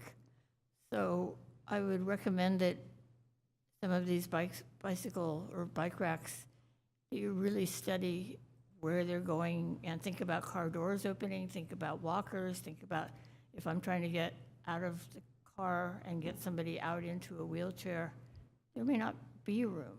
And it might be legal, but moving it over 6 inches would make it work. So I think a little more attention to that would be useful. And you can't codify that, but just kind of a philosophy piece that you need to be careful. I appreciate those comments. I think those are similar concerns that I do have, Vice Mayor McQuaid. Being someone who had a partner who was temporarily disabled for a considerable amount of time and trying to navigate spaces with a little one and someone in a wheelchair is not easy. But yes, I just want to echo those concerns and just express that they certainly don't fall on deaf ears here at the dais or with city staff. I'm hearing a handful of suggestions, all of which I'm amenable to and sound agreeable to, and if it doesn't warrant any further discussion, I will look for a motion at this time. Sorry. I did have one thing on the administrative regulations, which, Leslie, thank you. I appreciate the approach of those being more, staff having the ability to make adjustments to those later. There are just under size requirements, so this would be 2A and B. So in the ordinance, it says that 50% of the parking spaces, bicycle parking spaces, shall be at grade, essentially, right? You don't have to lift it. But when one looks at the size and clearance, I think another review needs to happen because, as described, if you had to lift a bike, so normally when you stack bikes, there's a bike on the ground and you lift it and you put another bike on top. As written, those wouldn't qualify as having 7-foot clearance above them. And so there's going to be a conflict. Like at some point, there's going to be some conflict. And then what are the size requirements for the spaces if you are stacking them? And so I don't think that's something we need to resolve tonight, but I think that's something that could use more attention, just understanding how the stackers work, or even just saying 2A or non-stacked bicycles, this is the size, and for stacked bicycles, parking situation, these are the sizes. So I would just recommend that. That was the only numerical thing that stood out to me. So, I guess somewhat related to that, thought just came to mind. If 20% of the spaces are required, 20% minimum are required to have charging capability, I wonder if there needs to be a requirement for some sort of signage or something to say, you know, e-bike preferred, or, I mean, if all the spaces are filled, but I wouldn't want those spaces to get filled by non-e-bikes first. Mm-hmm. I don't know how people feel about that. I mean, that's kind of standard with EV charging spaces in parking lots. So I'm sort of thinking the same thing for e-bike spaces. I don't have an EV, so I don't really know. I haven't paid much attention to those signs, but I think there is some sort of signage in that regard typically. my mind goes to things that are in the public right of way or completely publicly accessible versus like this is on a piece of private property. Who is enforcing such signage? So I think there's no reason not to have the signage, but I'm also like, who's actually enforcing that signage? Well, as opposed to if it was part of the building permit. I mean, who's enforcing how many parking spaces there are? Our building inspector, so I presume. No. I mean, like, so like you park behind the post office, sure. and it says EV parking only, right? Yeah, sure, right, yes. I guess in theory that's also not a public parking lot, so that's you're calling a tow company. Someone, right. The owner's calling a tow company. Or if it's in a residential building, then you're complaining to the management, or there's social pressure because you know each other, you know who's parking their bike there. I mean, there's all sorts of formal, informal mechanisms that come into play at that point. Yeah. I don't know if it's as a property owner, I would say I'm not sure it's needed as a requirement. I would probably put signage up to that effect, and I would probably also put signage that says electric outlets only for EV charging, so that you're not using outlets for other purposes. But that's because that's probably being billed to the building owner as opposed to an individual. Yeah. So. Well, so are you? I think I heard you say you're amenable to including that. I'm amenable including it. I'm right. What effect go further it is? than that, but okay. Well, feel free. No. Okay. As a private entity, private owner, okay. I would probably go further. But and then on the 6-foot clearance, it did occur to me that the sidewalks, even on Lower Solano, are so narrow in some places that the rack is only barely 6 feet beyond the building. And so if you park a bike there, you're going to have less than 6 feet. So I think some different language is going to, either those racks aren't going to occur in the future, and or some flexibility is needed. So, I mean, I would suggest, 6 feet is preferred, but if, 5 foot is the minimum if that's all the space that is available. Otherwise, those businesses aren't going to have bike parking near them.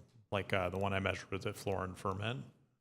So that was like 6'3" from the face of the business. So you park a bike there and you're down to, 5, something over 5, depending on the handlebar width.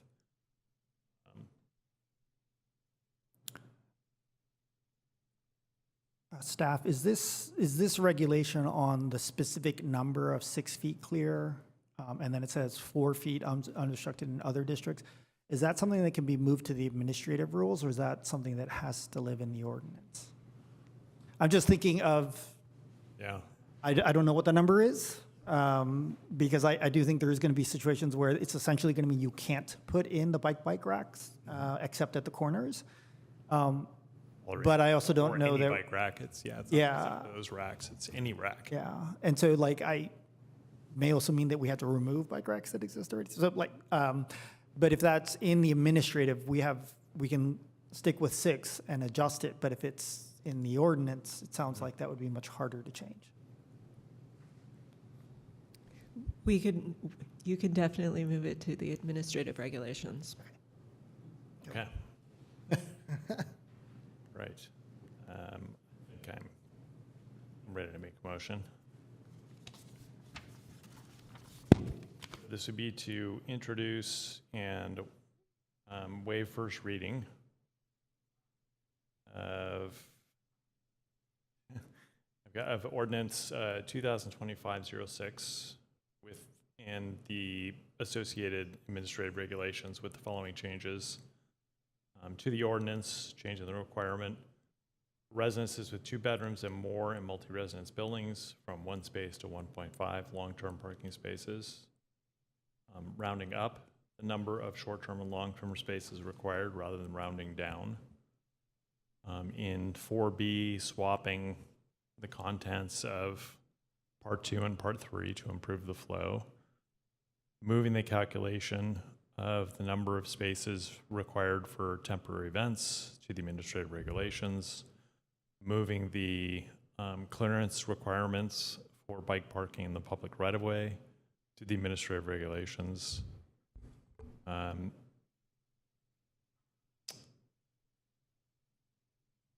don't know whether to put the signage in the administrative regulations or in the ordinance for e-part, okay, and put it in the administrative regulation, okay. And then in the administrative regulations, shift powder coat from not preferred to preferred. It's a type of rack.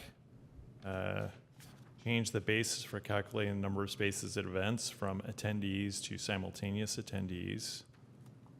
And add a requirement for signage indicating which long-term parking spaces are charging capable.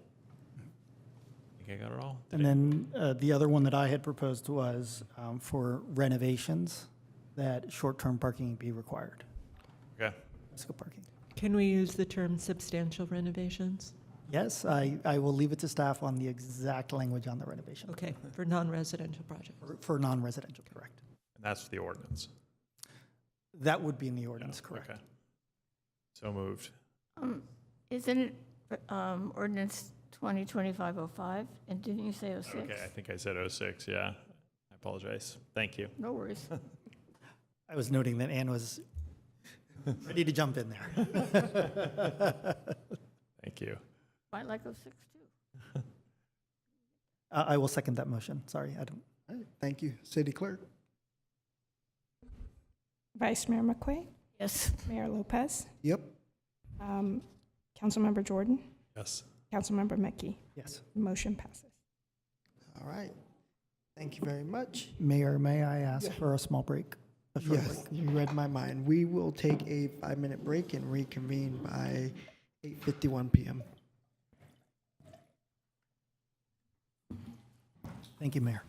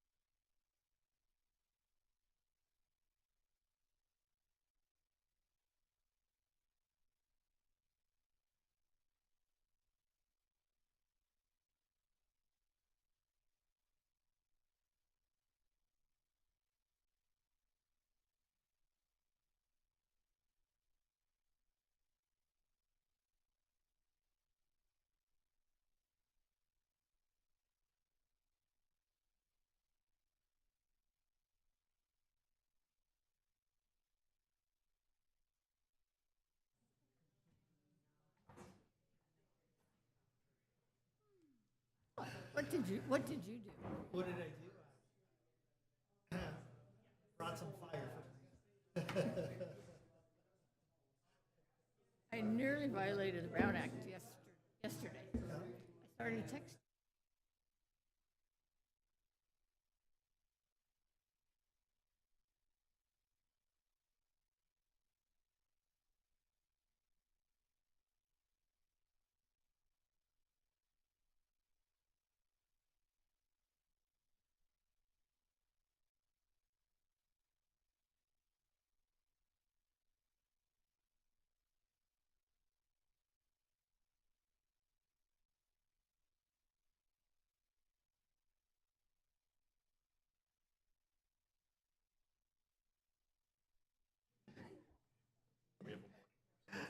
All right, we will Ready? We have to start. get meeting back up and going. This party's Go. All right, folks, we'll reconvene. It's now 8:55 p.m. We'll start off with new business, item 11-1, recommendation to implement environmental, social, and governance ESG investing, and I will defer to staff. Thank you, Mayor and Council. I'm pleased to be here this evening as your Finance Director to provide you a presentation on a recommendation to implement a strategy to begin to align Albany's investments with a focus on environmental, social, and governance, or ESG factors, as we call them. Back in November 2024, then Councilmember Tiedemann brought forward a request regarding consideration of an ESG investing policy. Ultimately, that was referred to the Standing Committee on Audit and Fiscal Sustainability, and when that committee started up in the first part of this year, it was brought to that committee. ESG investing, just by general definition, is a process of incorporating the analysis of non-financial, environmental, social, and governance factors into investment decisions along with more traditional economic criteria. Several options. So the committee heard presentations in March, April, and July on the topic of ESG investing, talked about a wide variety of potential strategies that could be used to incorporate these types of factors into a City of Albany investment policy. The recommendation before you this evening reflects the committee's recommendation for a multi-pronged approach, which combines some, and I'll talk a little bit more about each of these components, some industry exclusions, so some areas where we would not have investments in a particular industry category, for example. An overall limit on ESG risk. So ESG risk takes a look at what sort of exposure and what is the management practice associated with mitigating that exposure to environmental, social, and governance factors that could impact a company's financial performance. What relative ESG risk is the city wanting to aim for, as well as a requirement that investments within their industry category or sub-industry category be in the top half of performers. So basically looking for a best of class within the limited risk tolerance that we would be recommending. So if I could have the city clerk put up the table that is on page 2 of your staff report. It's also part of the ESG implementation policy. Back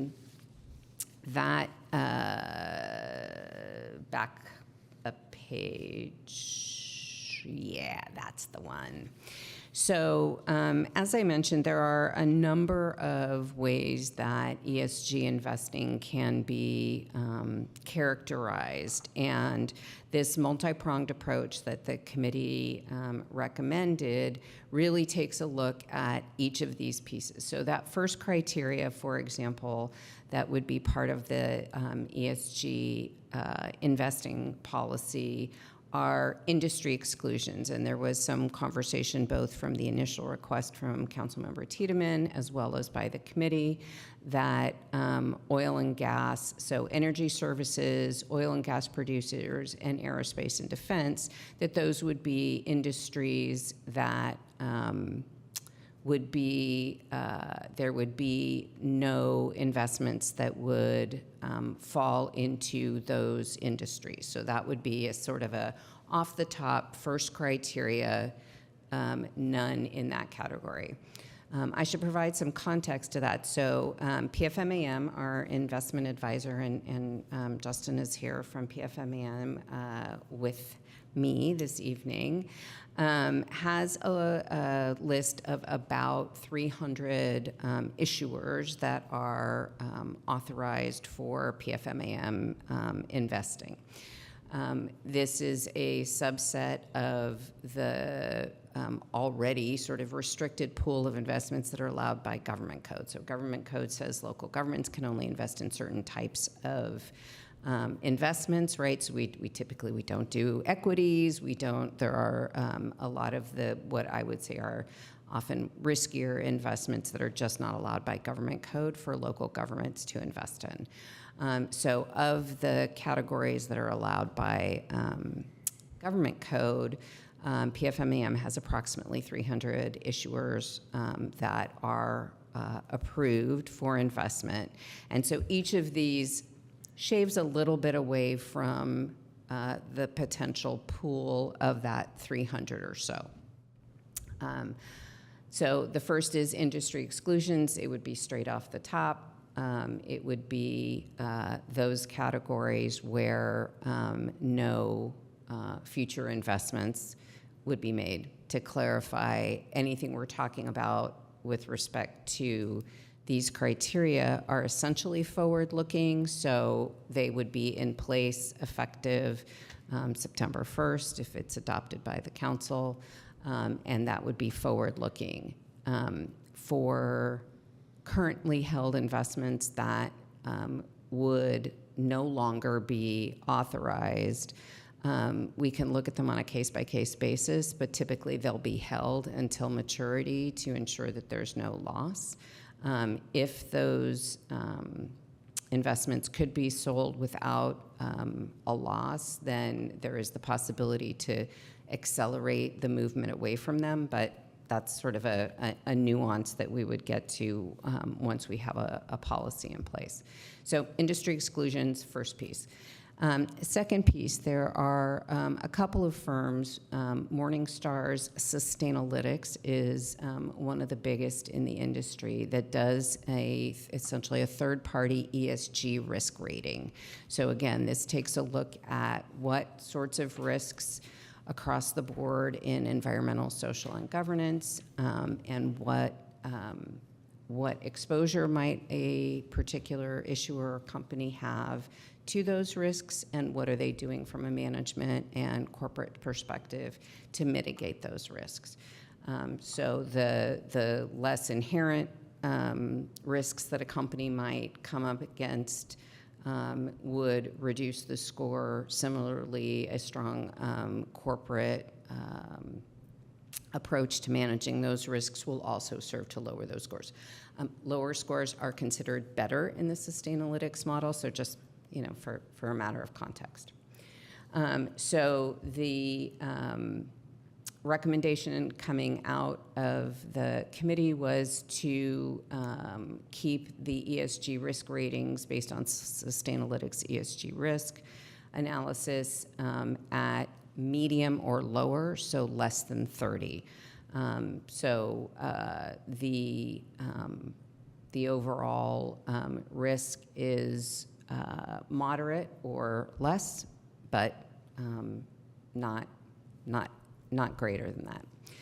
The third criteria, again, kind of going through these more or less in order, is that within a sub-industry, the issuers to be authorized are those that are in the top half of performers, meaning if everybody in the sub-industry is between 20 and 30, only those that are between 20 and 25, had to get my numbers in the right order, between 20 and 25 would be eligible.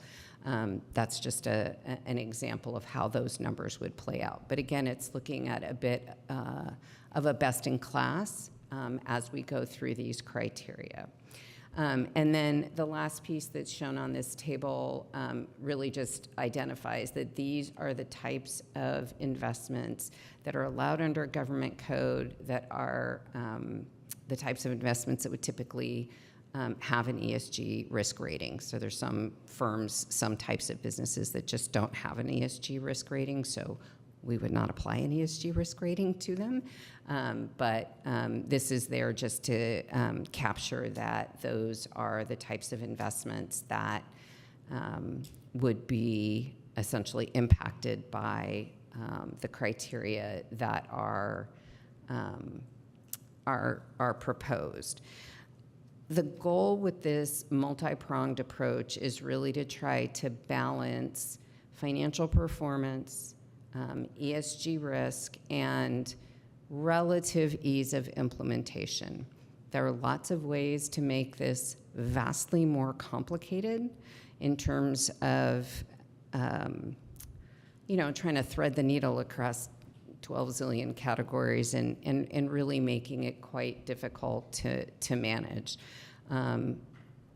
That's not a preferable approach for a variety of reasons. One, it likely would not result in any better performance. And two, there is a small cost for us associated with moving into an ESG implementation, but the more complex it gets by trying to carve smaller and smaller pieces off, those costs would go up over time. And so, again, we're trying to balance all of those components and bring forward something that helps manage that overall portfolio approach to our investments.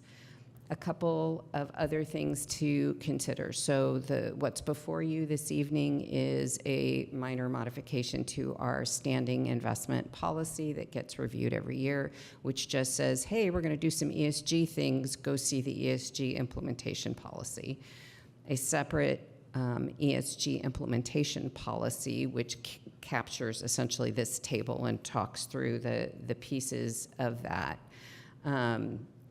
So those are the two documents before you this evening. And then just a final piece to add. There was quite a bit of discussion at the committee level about whether or not there needed to be a broader value statement added to the ESG implementation policy or captured somewhere in this process. And the recommendation was made to essentially bring forward to the council this evening that the committee had that conversation and that there may be a desire to do that. And ultimately, that will be a council decision this evening, and how to get that organized will also is up for direction this evening. So the document before you is a resolution with those policy attachments. Myself and Justin are here to answer any questions. And with that, I will finish my presentation. Thank you very much. Do we have any questions from council at this time? I have a couple of questions, but I was thinking I might say a few things as a committee member, and maybe Councilmember Mackey would as well, who's chair of the committee. This is the result of a lot of different potential approaches, so happy to have you ask questions. I asked a lot of questions. For instance, one of the questions I asked was, could we set a threshold that's of the companies that PFMAM has approved to invest in, could we just set it at the 75th percentile of their Sustainalytics scores? And they said because of their contract with Sustainalytics, they couldn't provide us the scores of those 300 companies, even if the companies were anonymized. So that's just one example of all the different things we kind of went through, like, okay, what's tractable, what's possible. Something I also mentioned is that even though number 3 says companies that are in the worst half by ESG risk of their sub-industry would not be eligible for investment, that's of all the companies in that sub-industry that Sustainalytics has ranked. That is not all the companies in that category that PFMAM has approved.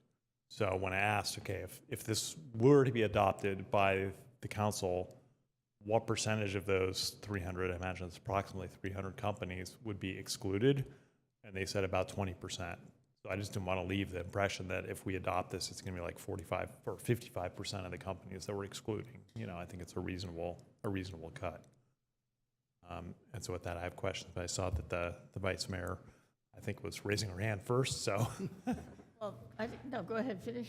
Oh. And then if you want to jump into. Yeah, so finish. I have a couple questions, but that's staff, so if you want to go ahead with that.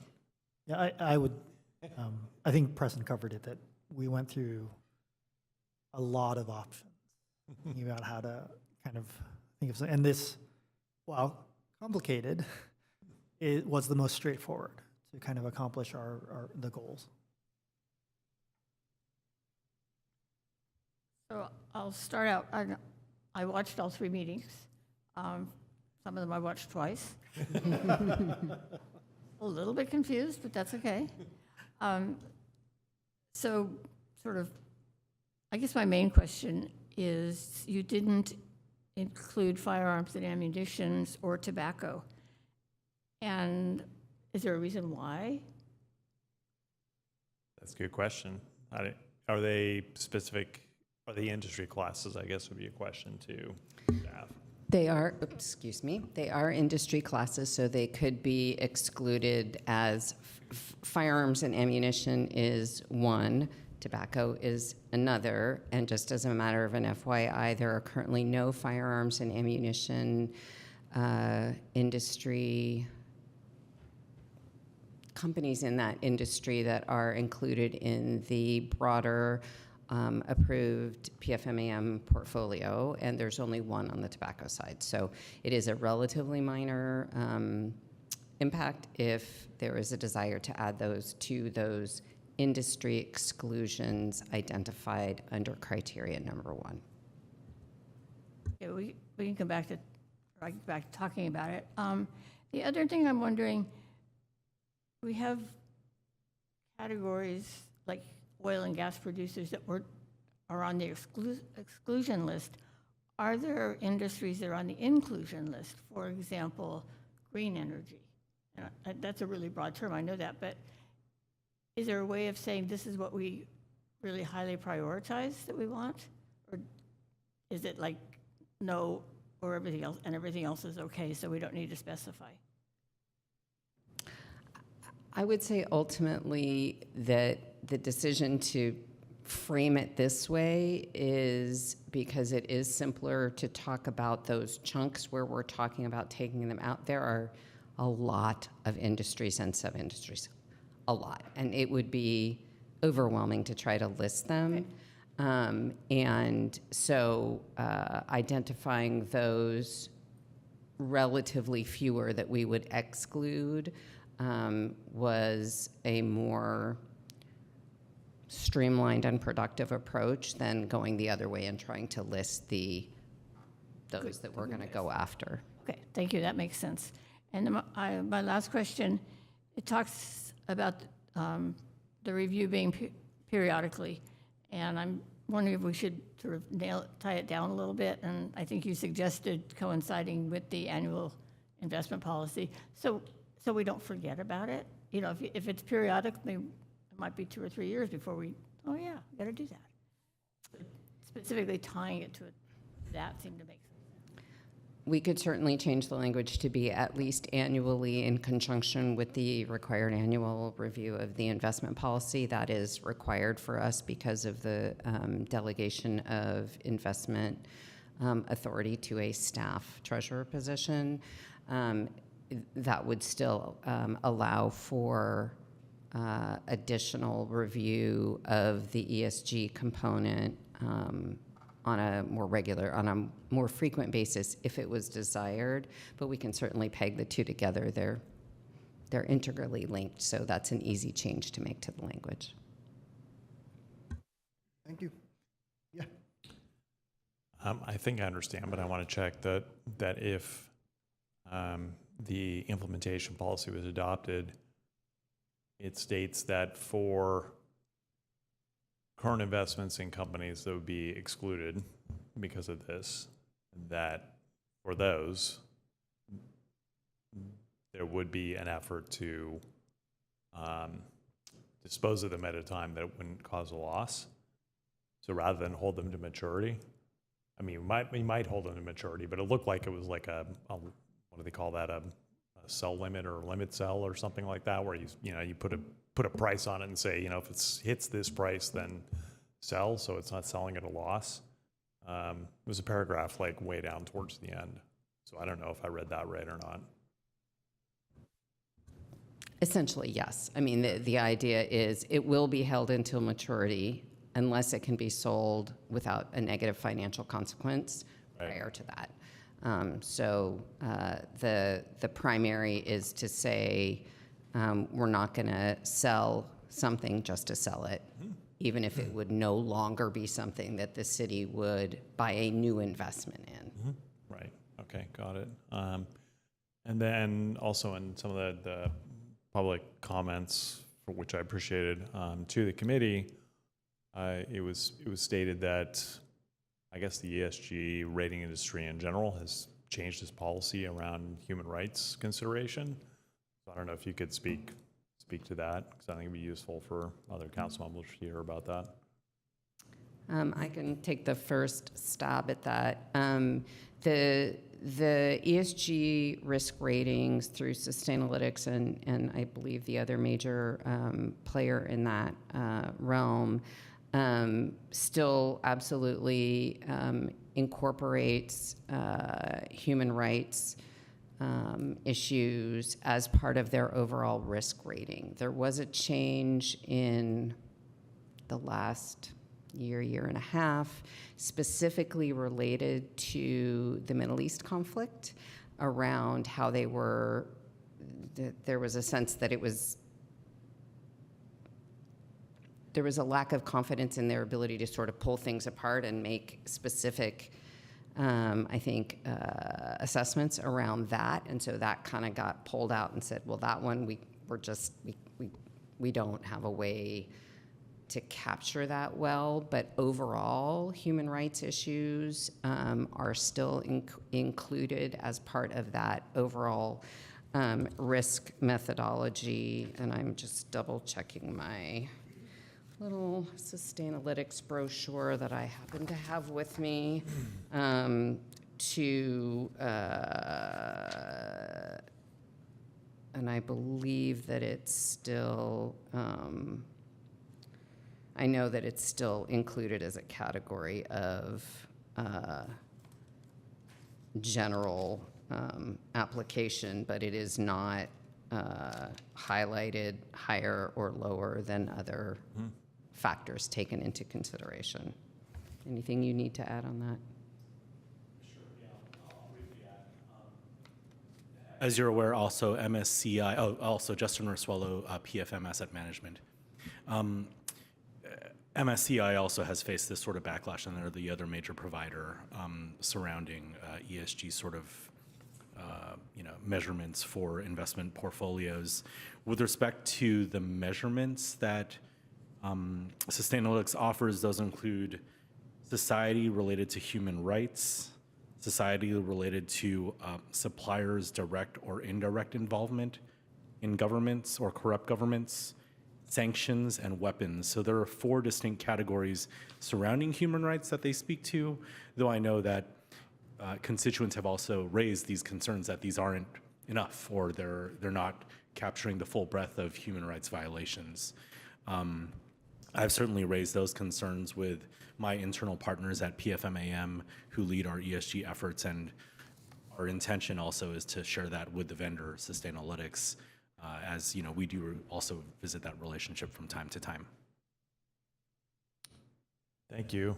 Yeah, and I try to do some reading on this. I came away with the understanding, which might not be accurate, that the policy wasn't specific to a particular geography. It was specific to a particular situation, which is the situation of an armed conflict, essentially between adjacent countries where reporters couldn't get in. There was like no way to get objective information. So the other one, again, if I have that right, they didn't use this example, but another one that came to mind was Rwanda and the Democratic Republic of Congo. Yeah, there's lots of issues there, but a hard place to get into and figure out objectively what's going on. So it'd be situations like that they're not considering. Thank you.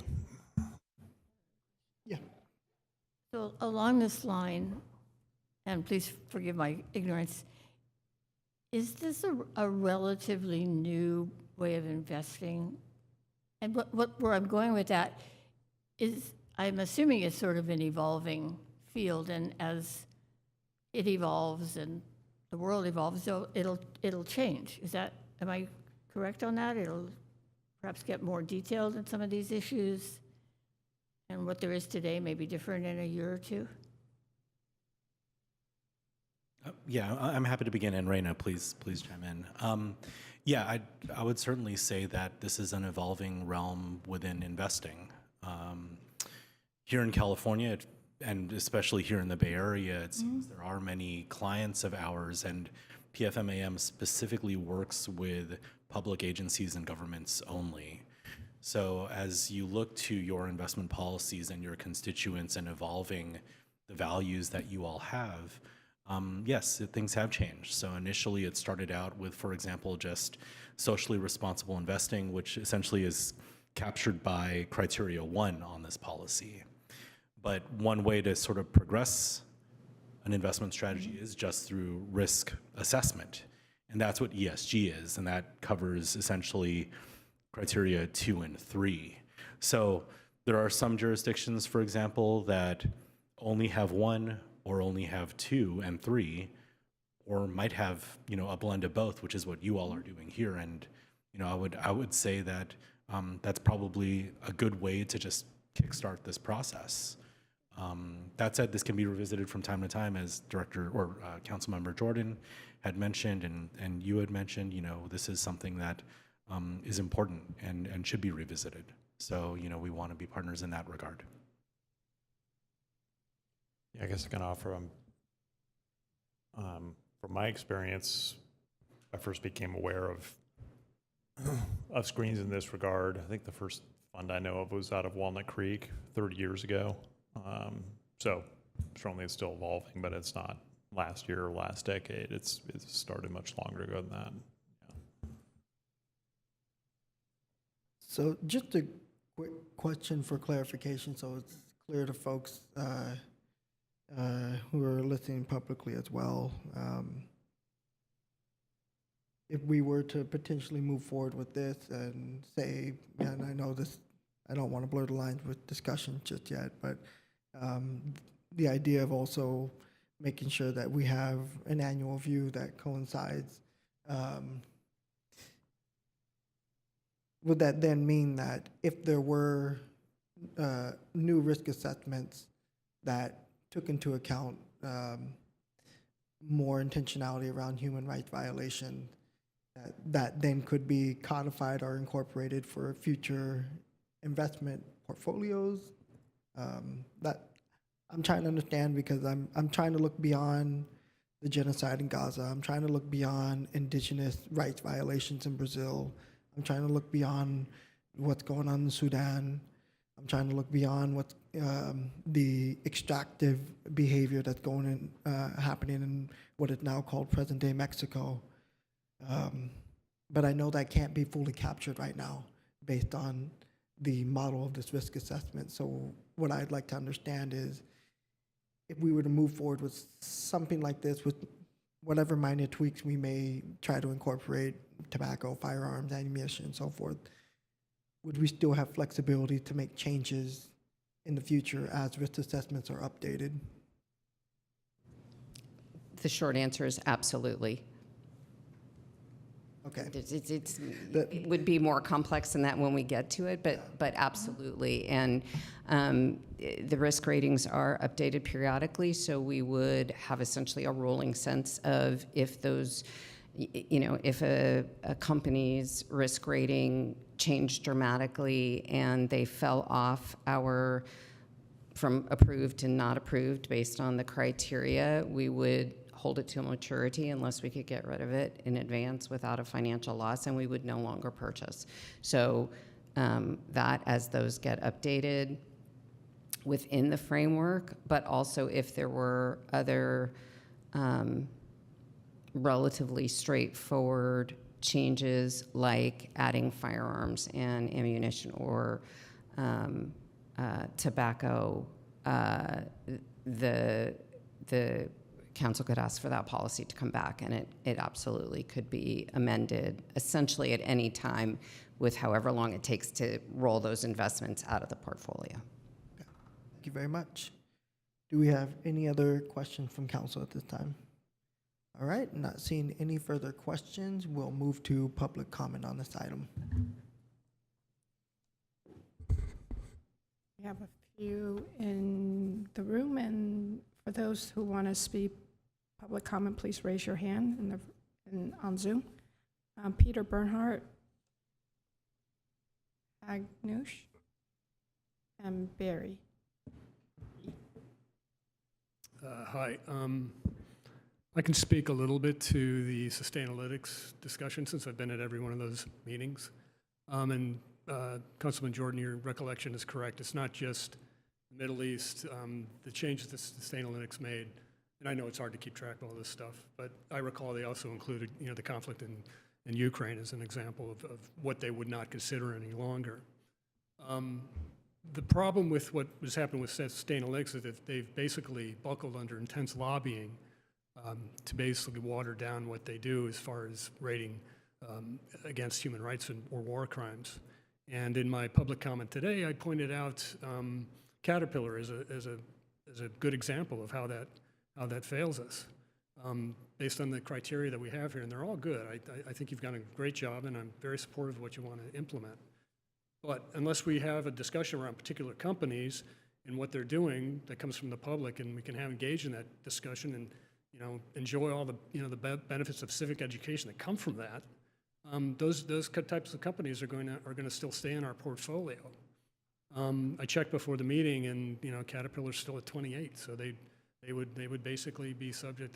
They're still good. So I think it's important that we consider pressuring. I'm happy that Justin has taken this feedback back to his company and then to Sustainalytics to say that people are noticing this, and you have to have integrity in this thing or in this process, or it doesn't work. And so I hope that that influences it. Now, I also mentioned in my public comments what recently happened last week. The Sovereign Wealth Fund in Norway divested of Caterpillar. It was a big deal. I mean, they were top 10 holder. It cost, there's billions and billions of dollars. So we have one tiny minuscule holding in comparison. But it sends a message to Caterpillar, and it's very important that we take that as an example of what we can do as an expression of our community values in saying that we will not invest in a company that's complicit in war crimes and has been complicit in war crimes for decades. The other thing I'd like to say in the time that I have is I'd like to endorse going back to as much as we enjoy getting together in that subcommittee, and talking about a value statement and putting a strong statement about human rights and climate and sustainability in there, because I think it's important that it reflects really what we want to say as a community. Thank you. Thank you for your comment.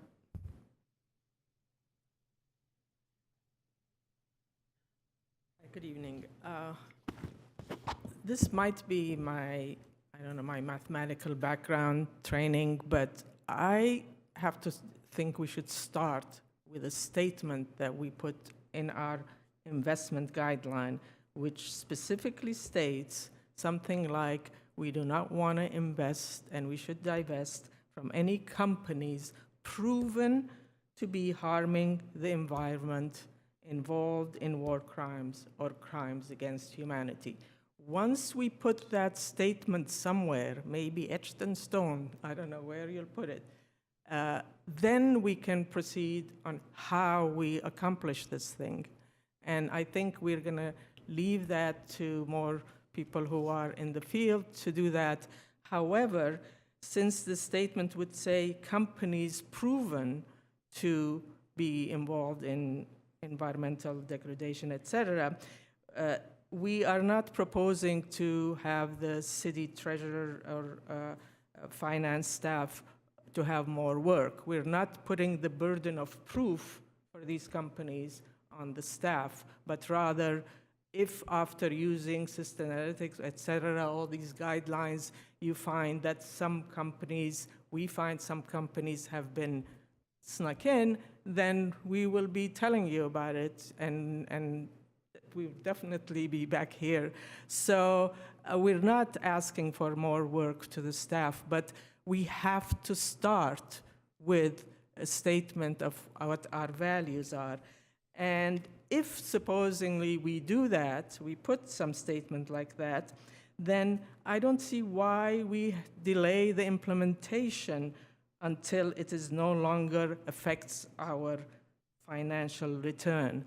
If our ethical values depend on profit margins, what values are we really standing for? Thank you. Thank you for your comment.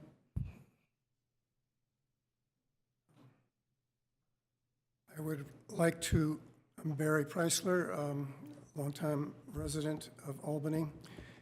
I would like to repeat yet again, I think what is the fundamental thing that we have brought this issue before you from the beginning, and that is this idea of our common values, of a value statement that informs and inspires our investments. And we haven't, there's a lot said here, and very little of that value statement has been discussed, and we have been making it fairly clear. Human rights is not strong enough. We don't want to have anything to do with any company that makes its profit and shares its profit with us based on war crimes, crimes against humanity, or genocide. How about that? If we can hang on to that one, it doesn't seem like an outrageous statement of values. If maybe somebody doesn't want this for some reason, somebody doesn't want that kind of language in our Albany policy, not everybody in Albany agrees with that. I can give you some indication of where Albany might stand. I do not have public opinion data for Albany, but I am aware of a very recent, last week, public opinion poll put out by the University of Maryland. And a specific question was asked of the American respondents. Do you agree with the statement that Israel is committing an act of genocide in Gaza? Of the Democratic respondents, 75% agreed with that designation, 75%. And I'm pretty sure Albany is at least as Democrat as any place else in this country, probably more so. And I think it would be about as close to a consensus here in Albany as any. I'm not sure why you would be against that statement. And as Haiganush was saying, there's not that many companies that are up on the list that we have focused on from the beginning. Like Lockheed Martin and Caterpillar. And if there's others, we'll look for them for you if you'd like. But otherwise, I think it's a straightforward, really easy moral choice, and a choice that's I just can't imagine it's going to hurt us financially in any significant way. Thank you. Thank you for your comment.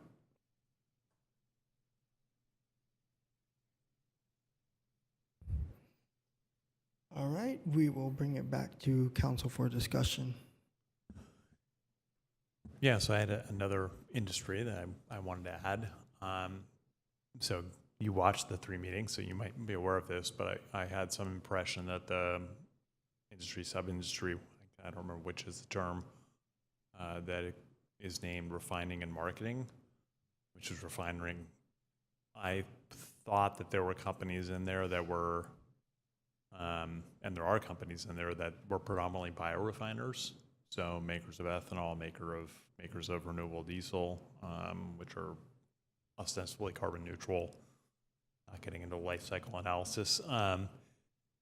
And so I did research after I suggested not excluding that industry, after the committee made its recommendation, and I identified a number of those companies.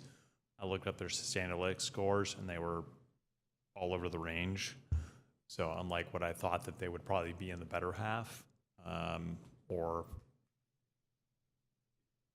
they weren't grouped enough, and there weren't enough of them that I thought that the value of not excluding that industry really would let us get, some better energy companies in there. So because there's, it's dominated by petroleum refiners. So I think in that I would like to add that industry as well as an exclusion. And then obviously tobacco and firearms and ammunition, as the Vice Mayor brought up. Mhm.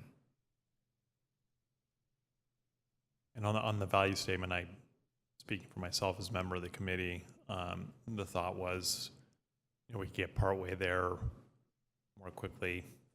Nothing's quick in policy and democracy, for good reason I support, but get there more quickly with the implementation policy, so we could preclude potential investments in companies that we would then have to unwind going forward and move to the value statement. So I'd ask the council to consider referring development of value statement to the committee to then bring back to this body for consideration.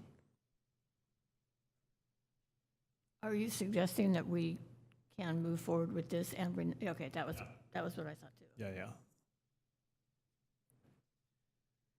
I will just say, again, I appreciate the comment that Vice Mayor McQuaid had made about the question asking about including tobacco, firearms, and ammunition. I think that's absolutely important to highlight as an industry of suppliers we should definitely include.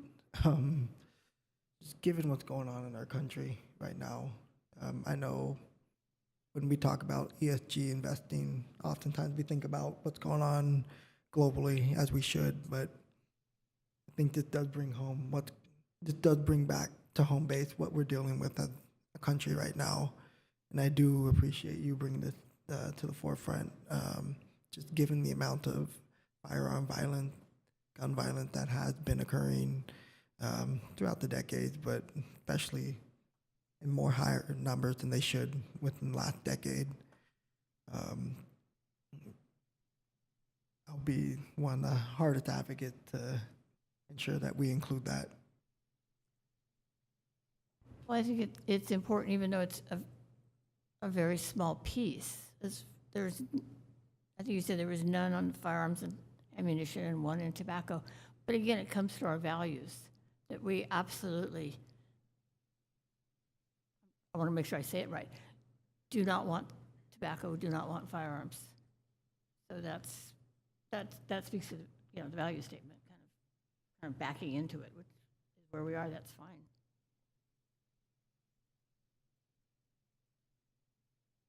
So it looks like we have a couple things here.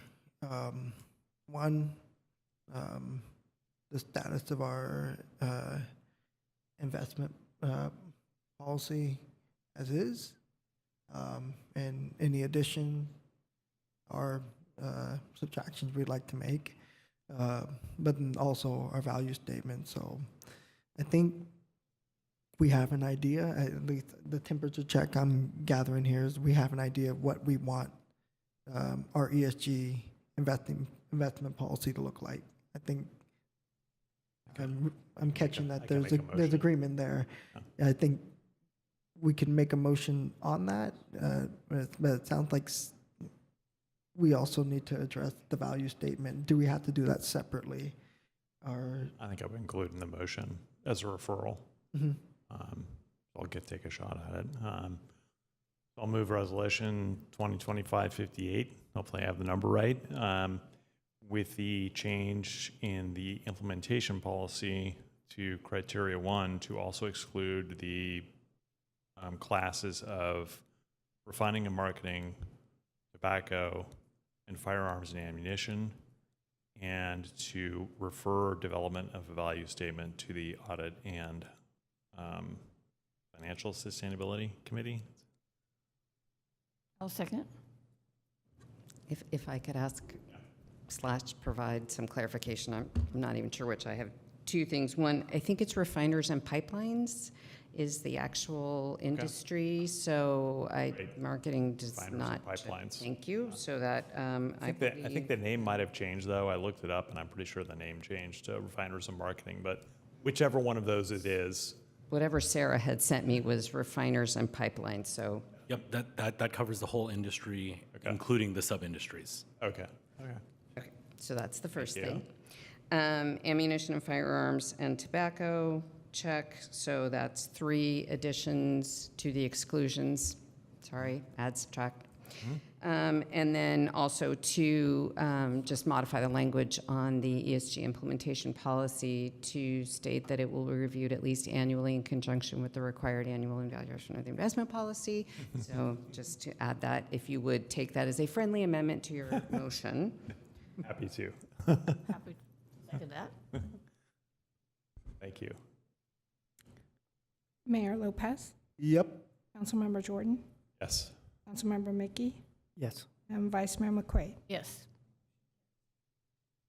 All right, thank you, everyone. We will now move on to item 11-2, designating voting delegates and alternates for League of California Cities Annual Conference and Expo. Do we have a report from city staff? Yes. Good evening, council. This is an annual recurring item for the council to designate a voting delegate to the annual business meeting held as part of the League of California Cities Annual Conference. This year, the annual conference is scheduled for October 8th through the 10th in Long Beach, and the business meeting is held on the last day of the conference on Friday, October 10th. Council can designate 1 voting delegate and up to 2 alternates. The voting delegate information packet is attached to the staff report. Thank you. All right, do we have any questions from council? Any questions from the public? Not seeing any. Bring it back to council for discussion. If I remember correctly, and I'm looking on my calendar really quick, see that it is October 8th to 10th, which that runs through Wednesday through Friday. I'm agreeable to being an alternate. If we have someone who's willing to step up to be the delegate. Are you going to the conference? Huh? Are you going to the conference? I can if need be, but because I know oftentimes we struggle to get folks to be able to go to represent us. But if we have someone who's willing to step up right now as our official delegate, that You're going, right? And you're our official league representative, right? Yes. So can I make a motion already? Go for it. I'll move that John be our delegate to the conference, and I'm happy to be the and I will be the alternate. I can't say happy in a motion. I second that and owe you some cookies, Peggy. Right. Just to clarify, 1 alternate or both of you being alternate? 1 alternate. 1 alternate. I believe Peggy and I are both planning on attending already, so. Okay. Councilmember Mickey, Yes. Vice Mayor McQuaid, Yes. Mayor Lopez, Yep. and Councilmember Jordan. Yes. And the motion carries. All right, good job, team. We are now on to item 11-3, updating various sections in Chapter 2's Albany Municipal Code in accordance with voter-approved charter amendment, first reading. City staff. Good evening, council. You get me again. This item before the council is for the first reading of ordinance number 2025-06 to amend various sections in Chapter 2 of the Albany Municipal Code. These amendments are proposed in in accordance with Charter Amendment or Measure S, approved by voter last November, to delegate the authority to appoint city officers and department head from the city council to the city manager, except for city attorney, and to delegate authority for organizing the city to the city manager. Staff recommend that the city council introduce and waive first reading of ordinance 2025-06. And of course, our city attorney is here to help answer any questions, if any. Thank you. Thank you. Any questions from council? I have a question. On the ordinance for the duties, it's approximately page 4, I think. It's K and L. It reads blah, blah, blah, blah, as he or she chooses. And in L, it's under his or her supervisorial authority. Can we change the his and her to city manager?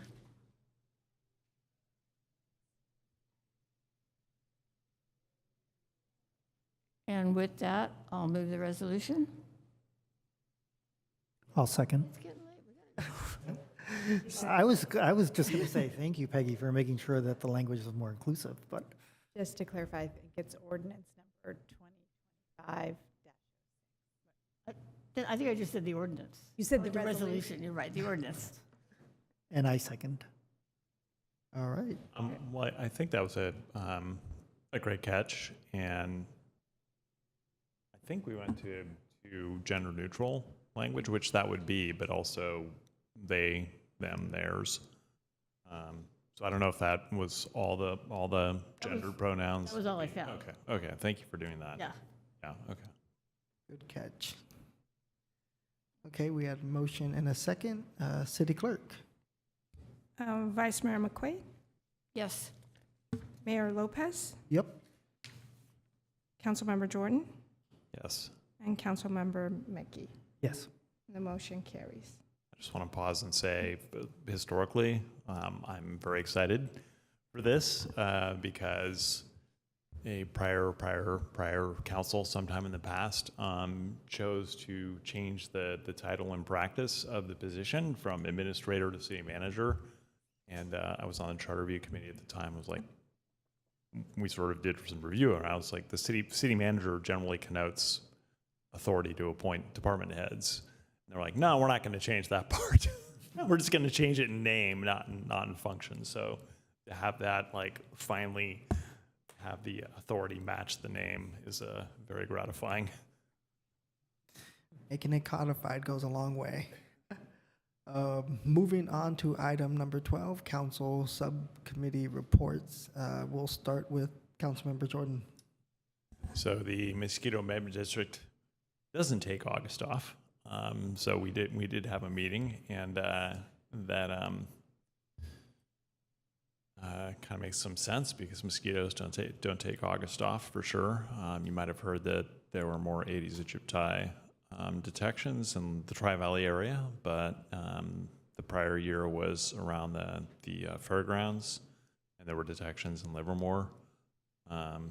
So just to say it again, that is an invasive mosquito that is a particularly nasty vector of nasty diseases, and it can reproduce in a small bottle cap of water.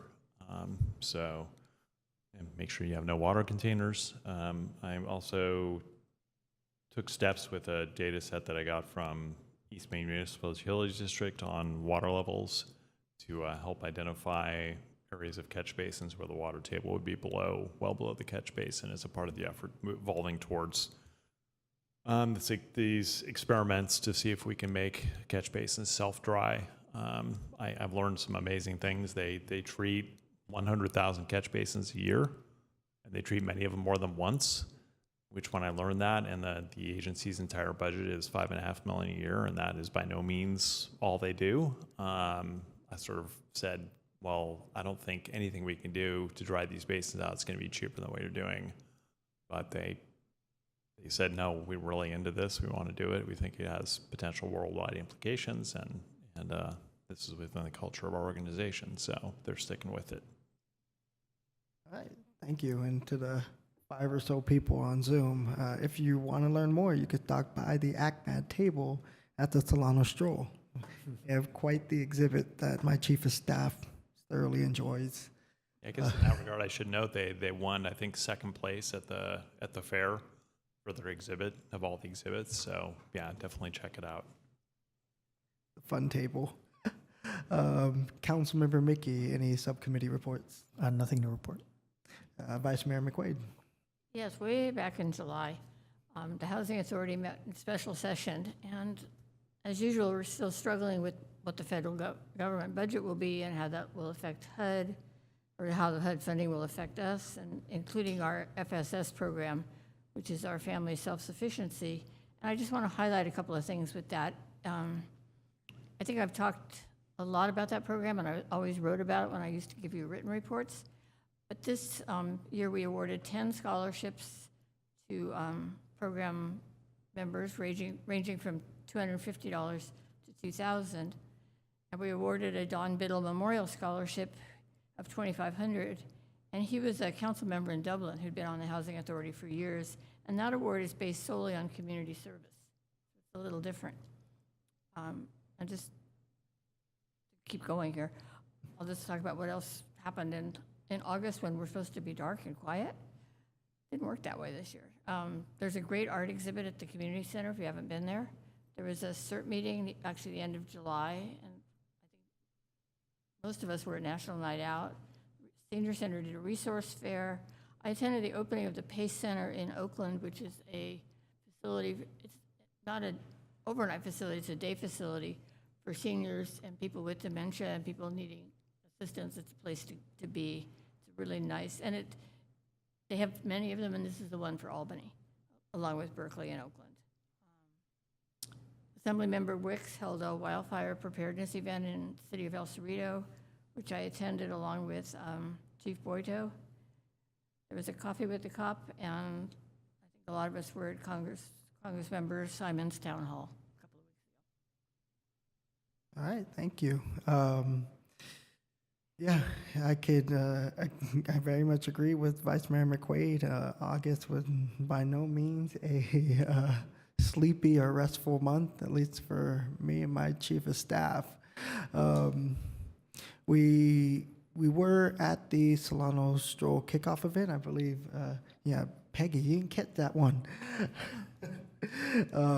But yes, we were there, and it was very beautiful to see, again, like our small community and neighboring Berkeley come together and really highlight the beauty of the investment that we make in events like that.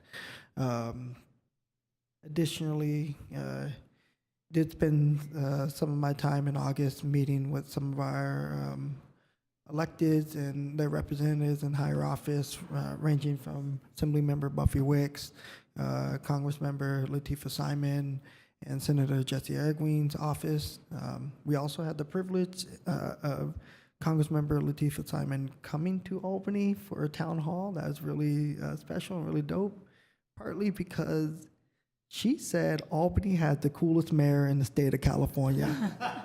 Wait till next year. And I'm taking that to the grave. It's going on my headstone. Hopefully that doesn't happen anytime soon, but by extension, I will grace that title to all future mayors in Albany that you have that designation. But it was a really special event to have our Congressmember come and to engage our community. And I hope to see more of that from our electeds in higher office. And I'm working to try to facilitate that. That includes trying to work on setting up additional meetings with our county supervisor, Nikki Fortunato-Baz. So yes, a lot of moving parts and a lot of conversations that had been occurring that the content of those conversations will probably come to light in a much later time. But all that just to say that we've been batting hard for our city and trying to make sure that despite what's going on at the federal level, that there's a place for Albany to find support where need be. And I have to intentionally be very very reserved about those conversations, just partly because don't know what might come before council, what might not, from the conversation I've been having with them and their city staff and their staff members within their respective office. I want to say that rounds out my my activities since July. I know there's a lot more, but those were the high-level things that just did not leave my mind. What I did thoroughly enjoy, though, about our Congress member coming to Albany was the explicit call out to our local youth to come intern for her. And I just thought that was really cool after engaging with her staff and letting them know we got really engaged young people. Our youth in government chapter is one of the biggest in the area. So big that it sounds like they have to tone it down a bit in terms of numbers. But I think, again, that speaks to the level of support that we as council are showing our community and showing up. It is inspiring the young people to get involved, and so much so that our Congress members taking note of that. So I just want to highlight that all the good things we're doing, I think it percolates very well in the younger folks in our community. That said, that rounds out our subcommittee reports and activities since our last meeting in July. Moving on to item number 13, do we have any future agenda items from council members? Not seeing any from the public, not seeing any. We'll move on to item number 14, announcement of city meeting events. As always, you can go to our Albany website, now with the extension of .gov, to find our upcoming city meetings and so forth. And before we do our formal adjournment, I do have a couple quick words to make, and then I'll be passing it on to Vice Mayor McQuaid. But we would like to close this meeting out in honor of several people. I would like to formally acknowledge a individual who passed in late July, Jabari Muhammad. He's someone who I highly respected and gave me a lot of opportunity to be a community advocate during the pandemic. He was the owner of Snapper's Seafood in Richmond, California on Ohio Ave, and unfortunately had passed from pancreatic cancer, and it happened fast. So fast many of us didn't get a chance to say goodbye. I'd also like to honor and respect the legacy of my best friend who I had mentioned earlier. Like I said, in 2 days, it would be 15 years since his tragic passing. But most notably, and I think most closest to home, we want to close this meeting out in honor of someone in our community who has served our community in many, many ways. And with that said, I will pass it on to Vice Mayor McQuaid. Thank you.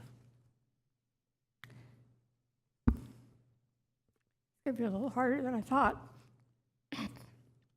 So we're adjourning tonight in memory of Reserve Sergeant George Krebs.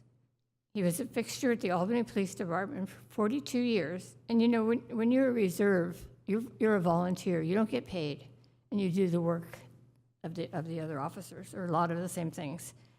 He was a fixture for 42 years before he retired in April. He began his career as a reserve officer on April 24th, 1983. He was selected as Reserve Officer of the Year in 1984, 86, 88, 2007, 2009. He was awarded the Life-Saving Medal for administering CPR and saving the life of an Albany resident. He received numerous accolades and awards over his many years with the police department. He volunteered countless hours of his time and service to the community and the police department. Sergeant Krebs was the creator of the original bicycle rodeo many years ago. He was a strong and welcome presence at so many events like the Little League Parade, Solano Stroll, countless APAL events. He was always willing to do whatever was needed. Despite his sometimes gruff exterior, Sergeant Krebs had a heart of gold and served the city well for 42 years.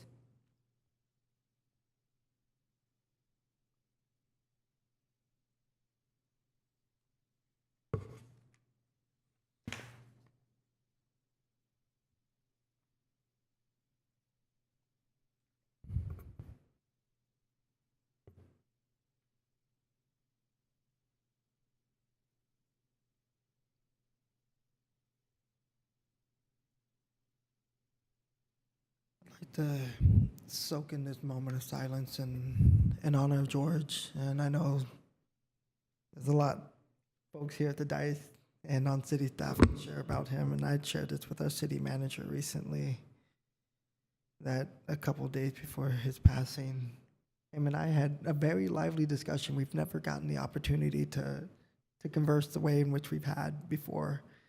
So much so, I ended up finding out he was from the same community as myself. And we had joked about the perceptions of Albany. And for me, it was an eye-opening moment to hear a middle-aged white man tell me that he also thought and knew and understood that Albany was not a place you go to at night if you're not from Albany. And how he was so proud of the change in police culture here. I've learned he has quite the sense of humor. I won't repeat the statement. There was a joke that he had said to me, but it made me laugh.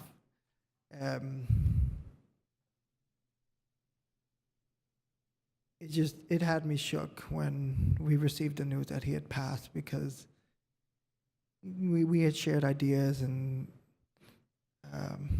in that conversation about the future of Albany and what it could look like and what public safety looks like in terms of working with the community. And I say that because even though he retired as a reserved officer, his work still didn't end. And I just thought, like, how, not admirable, but like how amazing of a human being you have to be to like formally cut ties but refuse to cut ties. And I feel like for many of us on city council, that's going to be us. Peggy, thank you so much. Vice Mayor McQuaid, thank you very much for those words. With that said, we close this meeting in its entirety in honor of George Krebs and his service to our community. Good night.